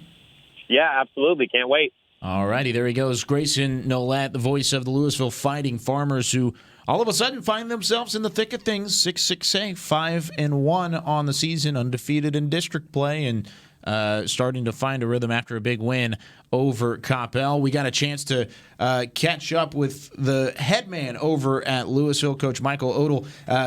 Gavin Dunaway, got a chance to catch up with him after the ball game. So hello everyone, this is Gavin Dunaway with Friday Night Stars here with Coach Odell, head coach of the Louisville Farmers now. Coach, I want to say first off, congratulations on a great victory. Obviously a very important win being in the district. So can you kind of talk about, I know in the first quarter it kind of started off a little slow, kind of 3-and-out sort of issues that you are having. Why do you think that was the biggest problem that you are having in that first quarter? Man, Coppell's good. They're good defense. They're sound, they're fast, they play really well within their scheme. It's we knew it was going to be tough, and we were into the wind. So, we were able to get a first down on the first drive, which was huge, just to get one, and I believe we might have gotten 2, but just to try to flip the field, into that north wind. But we knew it was going to be tough moving the ball, and, we had some big explosive plays, but it was brutal out there. They're a dang good football team and a good defense. Absolutely. And, kind of on the complete opposite side, coming out of the half, I think y'all really stepped up on both sides of the ball, coming out and really punching it to them. Can you kind of talk about what you addressed at halftime to kind of make sure y'all came out and had that result? We talked about finishing. We wanted to win the fourth quarter, win the, especially the third coming out. We knew we were kicking off and we needed to have a stand, and they actually drove it right down our throats, and then we got a big turnover down there. Which really was a mistake by them. Nothing really we did, but to get that big turnover down there really started us out. And then, of course, us getting a couple first downs to get the clock moving, end up throwing another touchdown pass though. But that was huge. But we needed to play a 4-quarter game. We hadn't done that. We've had some sputtering going around here and there, but to play a physical 4-quarter game was huge for us. Absolutely. That was Coach Odell. I'm Gavin Dunaway with Whataburger Friday Night Stars. Thank you again, Coach. I appreciate you taking the time to talk with me. You bet. Thank you. Thanks, Gavin, and a big win for Louisville overall, and we'll see exactly what they have Great in interview store. for Gavin, man. Yeah, it's a good job. To the next, and they've got a very rough end of their season. So they lost to Flower Mound. We expected the top 4 teams in that district to be Flower Mound, then Flower Mound Marcus with a big win here tonight, Louisville, and then Hebron. Well, Louisville ends their season with games against Marcus and Hebron. So that one's going to come down to the final week of the season to find out how that all shakes out within that district. It's going to be fun to Absolutely. talk about it, especially seeding-wise, and exactly how that's going to play out is going to be fun to look at. We're going to take a break. When we come back here on Whataburger Friday Night Stars, we will continue looking around the DFW area of Texas high school football. Plenty more in store. Week 7 coming to a close. Here from the Star in Frisco. We'll be back in just a moment.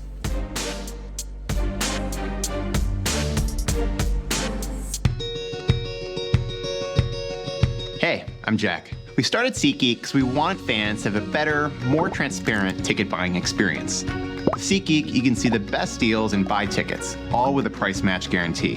The only thing we can't guarantee is that your team will win. So use the code TICKETS20 at checkout for $20 off your first order.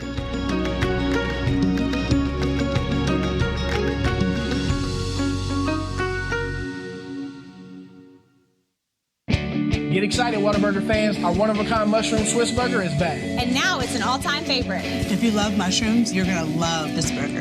The double cheese and mushrooms was absolutely amazing. It's a really good balance between the mushrooms and the Swiss, and that au jus sauce on top. The creamy au jus sauce. It really complements the mushrooms. Everything just works perfectly together. It's just perfect. Every bite's perfect. It's not just a mushroom Swiss burger, it's a Whataburger mushroom Swiss burger. It's in all of us, and we won't hold it back. Not one little bit. Nope, we embrace it, letting it fuel our passions, pushing us deeper than we thought possible and keeping us curious. It's what sets us apart from the herd. It's how we come up with the ideas that make people say, why didn't I think of that? See, when you nurture the creativity and passion that's in all of us, you'll learn nothing is out of reach.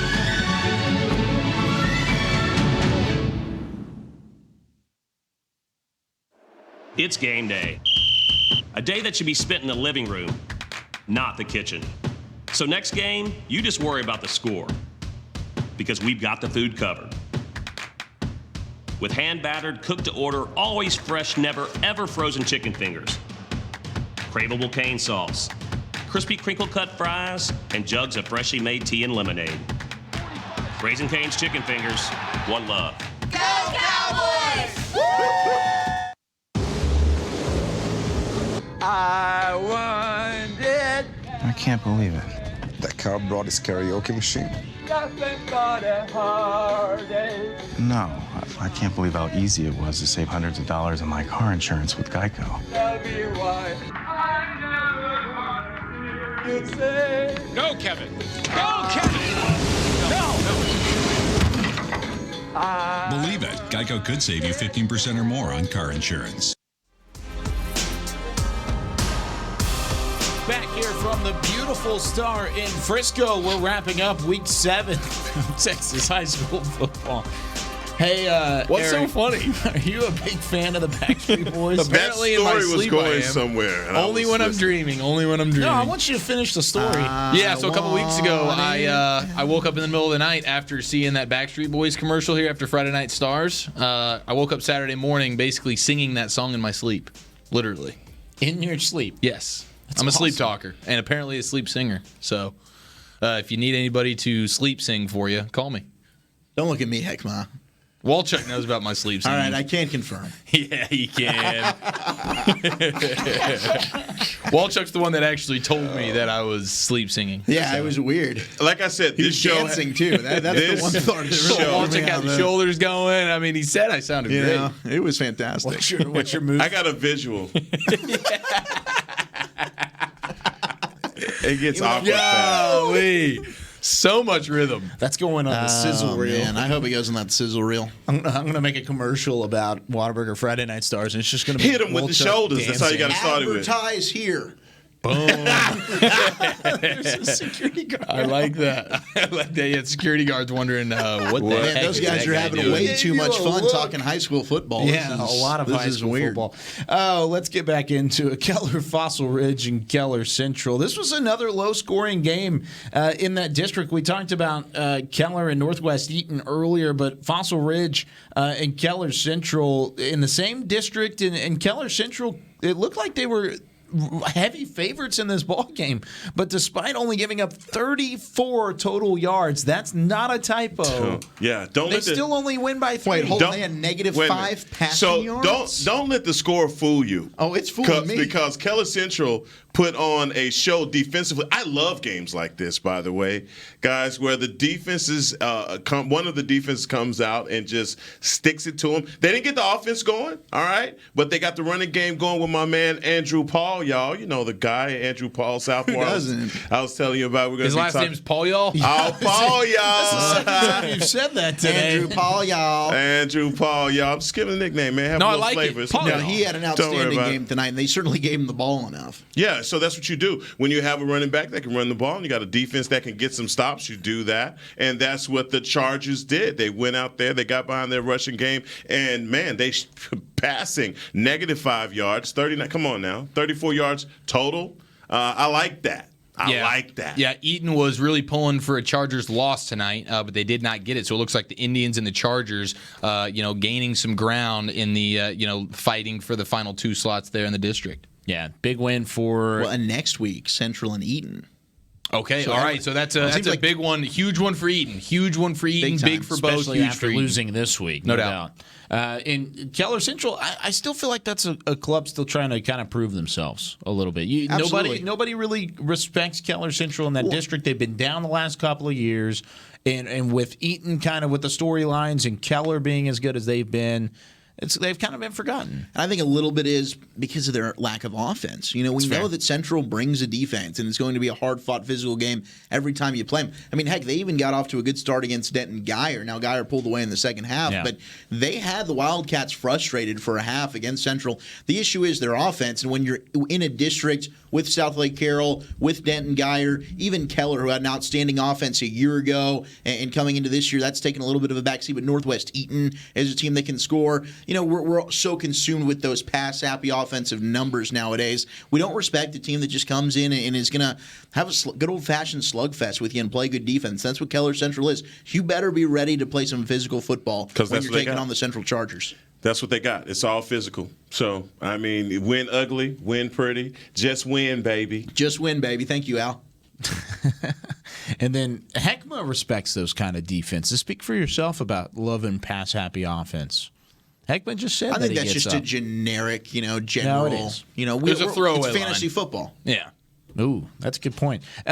Moving on to look at Mansfield Summit. Oh, you want to go? Cedar Hill. What's going on?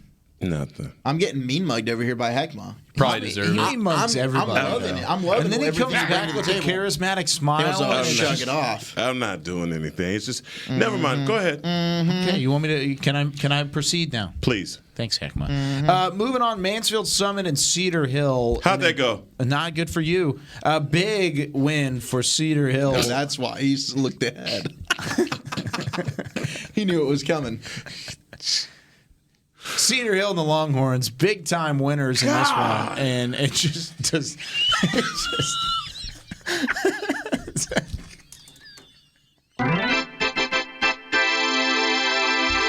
At this point, I don't even know why everybody's laughing. I feel so excluded, but I'll go ahead and run with this one, man. Cedar Hill getting the job done. We said coming in, Summit hadn't really played anybody. They're undefeated coming in, but the combined records of the opponents, 6-22, hadn't really played anybody. On the flip side, Cedar Hill, tough out-of-district schedule, had to play Geyer, had to play Allen. Those are two tough teams, but they hung in both of those games. They just couldn't get the job done against either one of them, but they come in tonight playing fantastic. Caden Salter, the junior, outshined the junior on the other side of the field, Kanan McKinney, and Cedar Hill starting to look like the team that we all expected them to be, and on both sides of the ball, they get the job done, forcing 4 turnovers defensively. Cedar Hill, they're starting to show themselves in a positive light. Are you guys okay? Is everything all right? Well, we no, still got Kyle chuckling. Heckma's crying. Quentin Bright, 7 catches and 131 yards tonight. That was a guy that I was looking at to have a big game for Cedar Hill.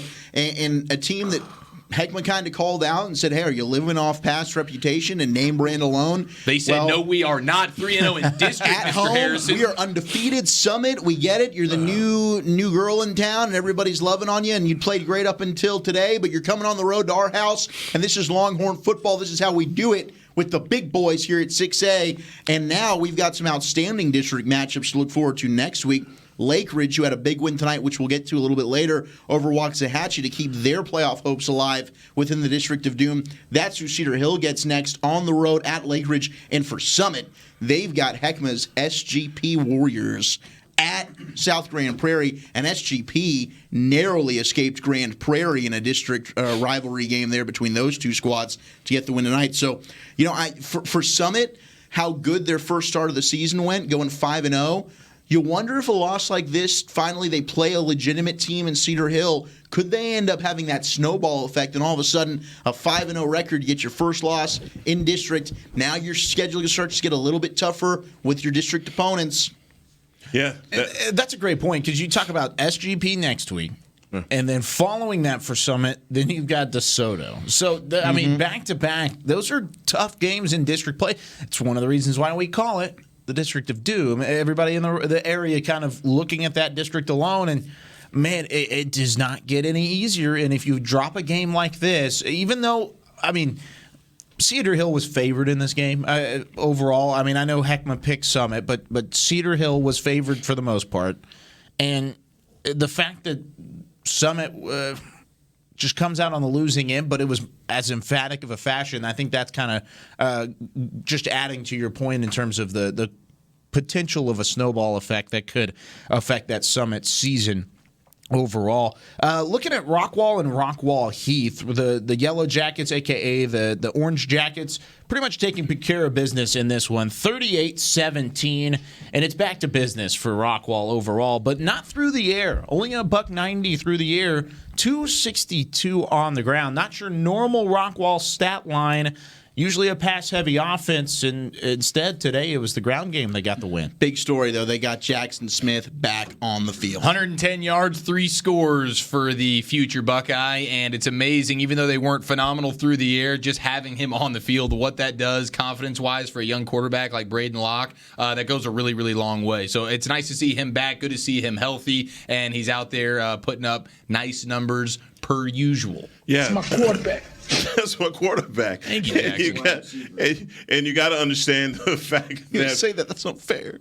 Braden Locke is fit.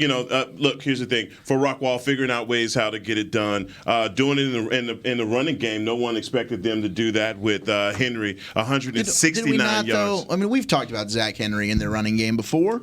Not taking care of business on the offense like Jackson Smith-Jiba. I mean, he's on the field. That's fair. But we weren't sure respect. if Jackson Smith was going to play. And last week we focused. Their running game's probably going to need to step up. Hey, man, let me make my point and just I'm stay just over gonna there, fact check chill out, that. and let Just me know make that my I'm point. a fact check that. It just Hey, sit fact down. check this. Jackson Smith-Jiba missed 2 games already this year, scored his 15th touchdown of the season. Good 1-5. Lord. Which leads the DFW area, by the way. And he missed 2. Yeah, I would imagine that leads a lot of areas. The only other player to have at least 14, or there's 2 other players, and both played at the Star last night. Marvin Mims has 14, and then it was Keon Wafer, who has 14 as well, and Smith-Jiba passes both of those guys tonight. So a great point there. But that says a lot about Rockwall and their ability now to have a running game. They're going to get to some points in the season now, and especially talking about playoff run and what they want to do. They're going to have to be able to prove that they're not just one-dimensional. We know what they can do with Jackson Smith. Braden Locke has proven that he knows how to get the ball to him, but the running game is going to be something that's going to help them go far into the playoffs. Well, and did the absence to Jackson Smith-Jiba potentially blossom the running game a little bit? Probably. Of course. I mean, they got more snaps, they get more reps, then you get more practice against good teams, and then all of a sudden you turn around, you get your best player back, and you're in the middle of the thick of district play, and you've only got 1 loss against you, which was the one to Longview. Kind of an interesting thought there. I mean, well, Longview definitely with Smith-Jiba going down. I think that took all the wind out of their sails. Oh, it did. They found a way, and thank God, literally that they have gotten Smith-Jiba back. Mm-hmm. I didn't want to see his season end that way with a shoulder injury. So kudos to him being able to come back strong and not just be out there in uniform. He's performing 110 yards and a touch. moving on to Red Oak and Kimball. Oh, God. Another one. Yeah, sorry, Heckma. I got this one wrong with you, buddy. Kimball's secondary call themselves. Ball out. Oof. Ball out night. Balling out 3. Yeah, they're balling. Thank you, babe. But Kimball rushing. Oy vey. What in the world happened?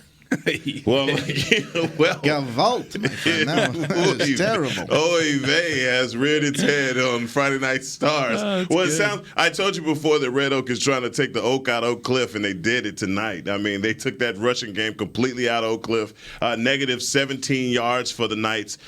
Shock I am. I would say that because I expected for Hargraves at quarterback to have a little bit more of an impact versus Red Oak. But shout out to Red Oak. I mean, they have slapped the bullies in Oak Cliff with South Oak Cliff and now Kimball. And so they look to be in the driver's seat in that division. And it's going to be really tough unseating them. Look for the game versus South Oak Cliff and Kimball to have a lot more implications than it would have had before with Red Oak beating both of them. So these guys are fighting for by district championship or being second in that division.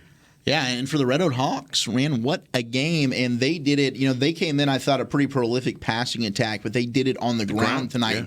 Yeah. And they might have respected, absolutely, Kimball knowing, hey, their strength is in the secondary. Let's go ahead, ground and pound. We want to run the football, 315 yards rushing. C.J. Palmer had 189 of those and a couple of touchdowns. But Red Oak, probably the most balanced team in that district, no question about it. There's a lot of good defense when you look at South Oak Cliff and Kimball. There's a lot of offensive question marks. You don't have that with Red Oak, which is why they've kind of separated themselves from those other two schools. Well, and if Red Oak wants to get out of that district and make a legitimate postseason run, they're going to have to clean up the penalties as well. Both teams with over double-digit penalties and over 100 yards in penalties. So you got to clean that up if you really want to kind of take yourself seriously and be able to have a legitimate shot going into the postseason. Now, this game was not on our radar even a little bit, but I do want to mention it just because it's in its second overtime at the moment. Hearst L.D. Bell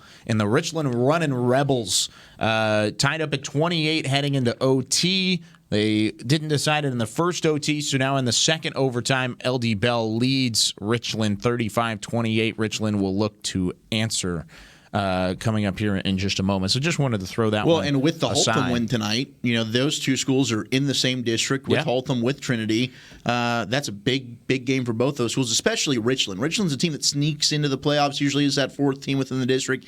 This is a game if Richland loses all of a sudden, something that kind of gone their way, winning a game like this against Hearst LD Bell, that could be one they look back at, and that's the reason they missed the postseason. That's a good point. I mean, looking at the way that game could turn out, I mean, it's a crucial win for both sides, and I'm trying to look and see if there's an update anywhere. I don't see anything on Twitter or anything just yet. But overall, it's a tough district to find a playoff spot in, and we'll see exactly how things unfold there. One more highlighted game to get to before we go back and hear from the head coach at Flower Mound, Marcus, in just a moment. But Waxahachie and Mansfield Lake Ridge. Waxahachie on the road has not been as good of a team as they are at home, and that proves once again true tonight. Lake Ridge just takes care of business, 42-10, an emphatic win for Lake Ridge, and one of which where they really kind of didn't do anything extra special, but the defense held strong. And this was an elimination game, in my opinion, in the District of Doom, 7-6A. Both these teams 0-2 in district play coming in tonight. The winner to drop to 0-3 essentially eliminates you. And for Waxahachie, they're the ones that fall. Lake Ridge finally showed up, a team that looked really good at the beginning of the season. They had impressive non-district wins over Midway, Tulsa Union, and then eventually they lost 3 straight to teams like Timberview, SGP, and DeSoto. Stiff competition, but today Adrian Hawkins gets it done not only on the ground but through the air as well, and we finally saw that Mansfield Lake Ridge squad that we saw the first couple of weeks of the season. Last year they were the darlings. They ended up winning this district, co-district champs alongside, I believe it was Cedar Hill, and this year they'd kind of regressed stepping into district play, but a big win to put themselves back in the conversation for a postseason berth, and they'll have a big date next week with Cedar Hill. But for the Indians, it looks like their season now, they'll kind of be playing spoiler since they've now dropped to 0-3 within district. Not what you would expect for at least, I mean, you could probably expect it for Waxahachie. It's weird seeing Lake Ridge in that same situation, though. Thinking of it being an elimination game. If they do fall at home to Waxahachie, then you turn around and you have to play some of the top talent in the entire state of Texas throughout that district, the District of Doom. I mean, looking ahead, like you said earlier, you've already mentioned the Lake Ridge matchup next week with Cedar Hill. That's a tough matchup, and luckily for Lake Ridge, they do get them at home, right? And so that's something to look forward to. If you're Waxahachie, you turn around and you play Mansfield at home, then you go on the road to Grand Prairie. So 2 winnable games for the Indians. Could bounce back. But really going down the rest of that schedule, following Grand Prairie, you play Summit and then South Grand Prairie to end up at the to round out the season for Waxahachie, and just a tough road for anybody to try and climb back from. So I alluded to this a little bit earlier. Flower Mound Marcus coming out on top of Hebron in their ball game, an emphatic win for the Marauders in a crucial district win. And there's Josh Price. He's caught up with Coach Atkinson of Flower Mound Marcus. We'll take a quick look. Price with Friday Night Stars. I'm here with Coach Kevin Atkinson following a 24-14 win for Marcus. And I saw in that huddle, there's a lot of emotion going into this game. How much emotion was coming into this game? It was going to be a fight. We knew it. They knew it. And they've gotten us the last couple of years, and we needed to come out and just jab them and jab them and jab them. Now, we didn't expect to lose our starting running back in the second offensive series, I believe. First or second. It was pretty very early on.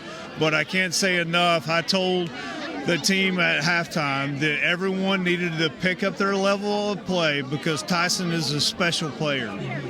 But everyone needed to pick up their level of play just a smidgen to equal out him not being here, and I felt like we did that. Yeah, and you talk about trying to bring up. You lost your top running back, and your team responded. They got an interception and a fumble, and then you onside kicked. What was the thinking behind that offside? Well, I want to challenge everyone. It doesn't matter on the special teams, offense or defense. And we felt like they were misaligned. And so we just said, let's roll the dice. We got 4 and they're 1. Let's see what he does. And we got lucky on that, but you take that. Yeah. And now you guys were jockeying for position in this district. How important was it to get this win? And what's the keys to climbing more and more into this district? We just got to focus on getting better every week. We don't want to be a team that peaks week 5, week 6, and starts to go downhill. We want to continuously get better each week and make our last game our best game, whenever that happens. All right. Thank you very much, Coach. Enjoy the win with your guys. All right. Thank you very much. I'm Joshua Price, Friday Night Stars. There you go, JP. Hey, good stuff, Joshua. JP doing his duties out in Flower Mound Marcus, talking with Coach Atkinson. Even intense after a win like that. And I can see some of that intenseness even in a little bit of our crew. Chris Beam, former player for Coach Atkinson. Oh, I love Coach A. And so love Coach Atkinson. And then Chris Beam, even with that intenseness, that same intenseness in the control room. Yeah. Oh, see, there it is. That intenseness. And that's the beam camera. I don't know if the beam cam is making a return or not, but that intenseness is definitely there. Intensity's the word, but I'm going to just move on. Intenseness? Intensity. I'm going to keep saying intenseness. I know you because I know it. I know the it bugs intenseness, you. and you could tell that he was emotional. Ty Edwards, a player that you highlighted earlier, Heckma, who was an outstanding running back for Marcus. That's a big loss, especially when you look ahead moving forward. They've got some big games on the docket in their schedule. They've got Flower Mound in a couple of weeks, and them being undefeated, really making a case to trying to win the district championship. That's going to be tough to do without your top running back. Yeah, that's tough. Like I asked Eric, what is a quarterback's best friend? And that's his running game. And so that balance that they present on a lot of fronts, I think it gives Nussmeier the passing lanes that he needs. It's just Nussmeier. I'm going to strangle him live. The intenseness. I swear to God. The intenseness that Heckma. I swear to God. I literally, dude. I'm going to DDT him. Yep. Something. I like it's that. just going to happen, bro. I mean, look, I would allow it. Okay. Let it happen. How do you say it? His dad works in the building. Intenseness. It's Nussmeier. Show some respect, Nussel. So Garrett Nussmeier Malachai was doing a really good Malachi. Yeah. Freaking get it right. Yeah, okay. Did a really good job. The neck's right here. Yeah. Come here. Come on. Yeah. Well, so that's it. So basically, what I'm saying is keeping that balance for the Marauders is what they're going to need to do. But again, running game being taken away, guys got a boot on. They're going to have to find a way to manufacture his production.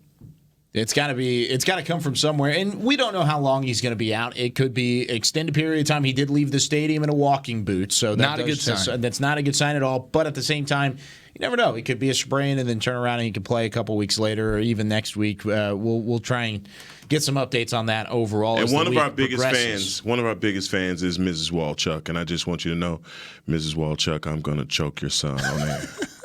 On the air. Yeah. Good. She's going to get to see it. I mean, that's exciting for Ms. all of us. Walchuk, I want to tell you. Entertainment value. She'll probably sign off on it. He just called out your mom. There's just so much. Oh, she's watching. I can promise you that. Well, that's good. Ms. Walchuk, I'm going to choke him. I like that. Look at the intenseness. Heckman's a man of his word. I'm ready. I'm ready. Oh, man. Oh, we're losing it as we get into our final 10 minutes here. And kind of looking at some of the storylines. We've gone through all of our highlighted games. And, I mean, is the biggest surprise today Jesuit or is it Haltom? Which surprise of Week 7 kind of sticks out in your mind? I think it's Jesuit because I think it's mostly because we thought so highly of Prosper coming in, and I didn't trust the defense of Jesuit, and I think bottom line is that is certainly the biggest win of the weekend. No question that Haltom deserves some love as well. But I think we've seen Trinity sort of every year. Don't they have one game where you're kind of just scratching your head like what happened tonight? And they usually get back and they finish the season strong. But for me, it's Jesuit tonight, no question. The dual threat of E.J. Smith on the ground and out of the backfield. Jake Taylor being a nice compliment as well. And that Jesuit defense, 4 turnovers against Jackson Berry and that Prosper offense that has been stellar up until this week. Yeah, stellar, and really it was kind of just out of nowhere. The fact that, I mean, we were sitting in the control room. Called that. That's fair, but looking in the control room, I mean, me and Chris Beam were sitting in there after our kickoff show, and he looked up and he goes, "Uh-oh, Prosper, we've got a problem." That's whenever you started looking at it, and it was 20-0 in the first quarter, or at the end of the first quarter, and then you're moving forward to the rest of that game. And like Brian Sutcliffe said, it just kind of happened out of nowhere, and then the defense for Jesuit is what was able to stand strong. Probably one of the most impressive things tonight. Now, let's go through some of the scores from throughout the DFW area, starting with 6A. Some of the 6A scores, most likely not going to surprise you a ton. Arlington Martin takes care of business inside District 4 6A. Or Flower Mound 54-6 over Irving Nimitz. There goes that upset, Byron Nelson. Nelson. Upset of the week, upset alert. Southlake, not sure they were going to get it done. Man, good win for Carroll there. DeSoto taking care of business over Mansfield. San Angelo Central over Abilene. That was interesting. You know, Abilene going to San Angelo Central, always that drive, but Plano West so close to getting it done over Boyd and just couldn't. That's 32 straight losses for Plano West. And we thought they had a chance tonight, and it looked like at least in that third quarter they did. And they're making progress every week. Really are. You know, they are. I mean, look, they lost by 6 a week ago to Plano. This one they were in it throughout, and they got down multiple scores. You and I are looking at each other like, no way. You know, the score was, I think, 21-10. We're saying, all right, they don't have a chance. And they end up coming back and making it even closer than that, putting up 22 points. So one of these days, Plano West is going to get off the schneid.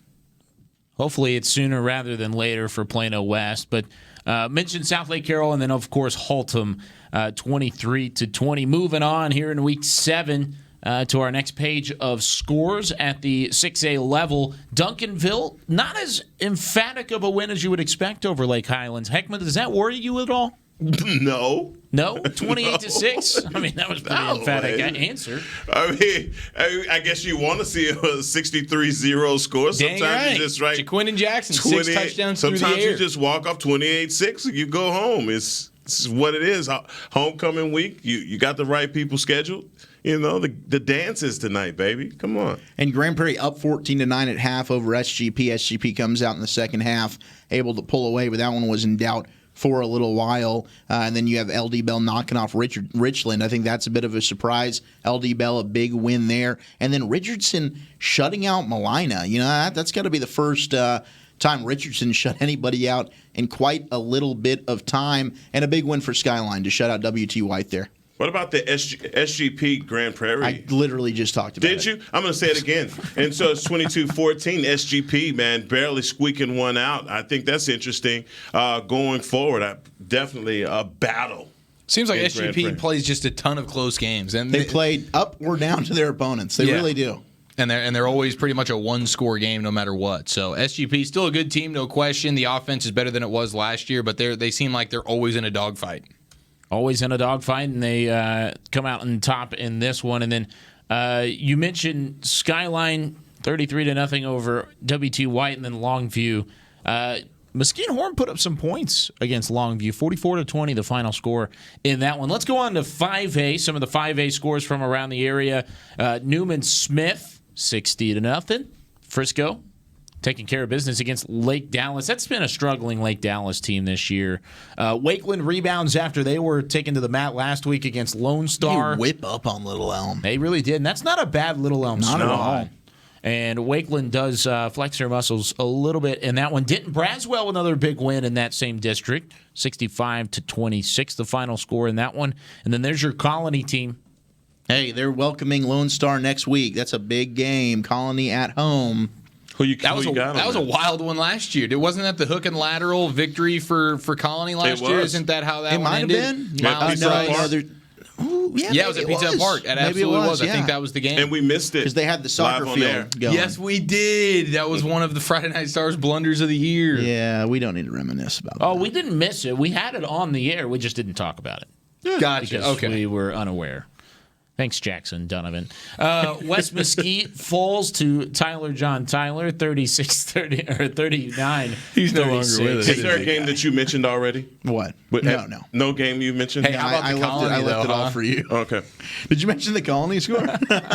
Surprise victory. Hey, yeah, 60, the Colony. Squad. Check that one out. The Colony won 65-32. And then an impressive win for McKinney North over Wiley East, 69-7. Sticking with 5A, Royce City 27-0 over Corsicana, and then Highland Park. Highland Park, get the job done. And that was a 70-point win. Yeah, dude. And this is a legacy team that's 2 years removed from a state semifinal run. I think it was. That's rough. Last year, Jalen Catalon, if he doesn't go down, they're thinking, "Hey, we can win a state championship." How the mighty have fallen. Is that the definition of falling off?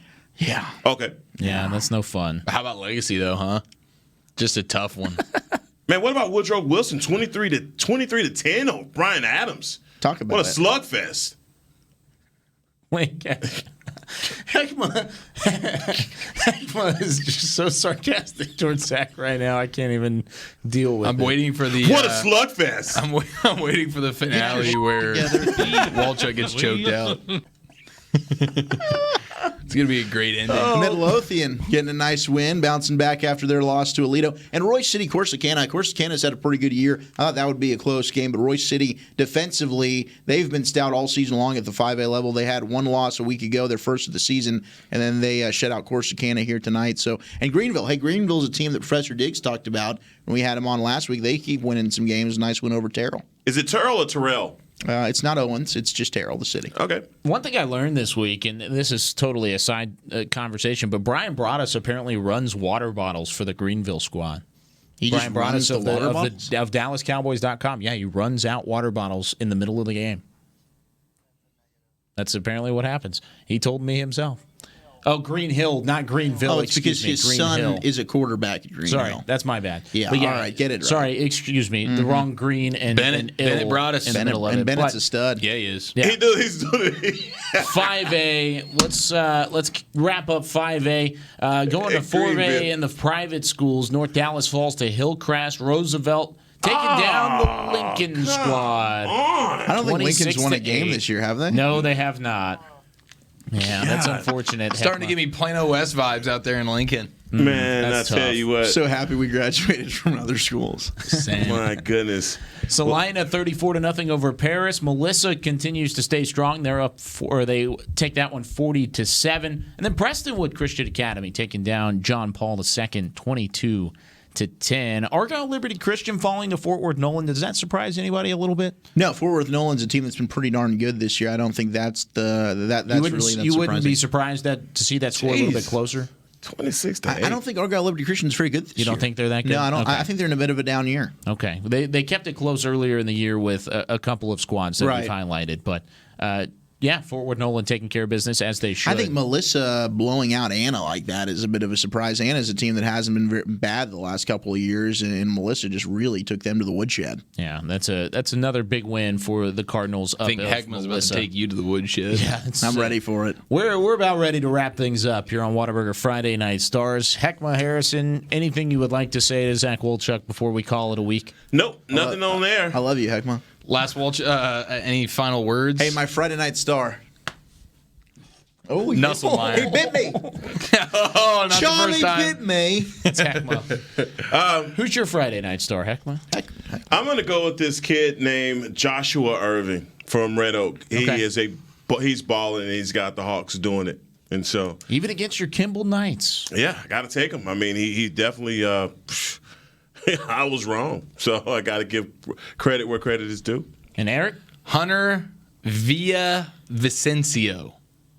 He had 3 field goals tonight for Haltom in their 23-20 victory over Trinity at home. Villavicencio! That is right. You nailed it, Mr. Harrison. And, we say all the time, kickers, they're people too. They're just not football players. Absolutely. Well, Hunter tonight, he's a football player. Is that the second? And he is a star. Is that the second kicker we've ever had as a Friday Night Star? I know Caden Davis is one. I feel like we've thrown in. Didn't we throw Will Harbor and his Cavs in there at one point? Yeah, we did. We did do well, that. his Cavs are special. And he's a he wasn't just a skill kicker, player. Though. Fair enough. Yeah, I think Mr. Villavicencio might be the first one. I respect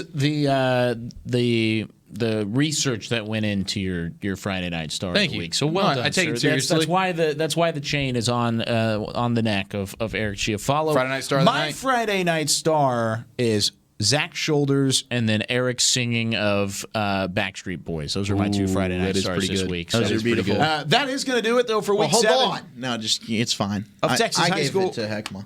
Football in the state of Texas at the DFW area. Why does he keep touching me? I don't know. This is not good. We're going to go ahead and leave.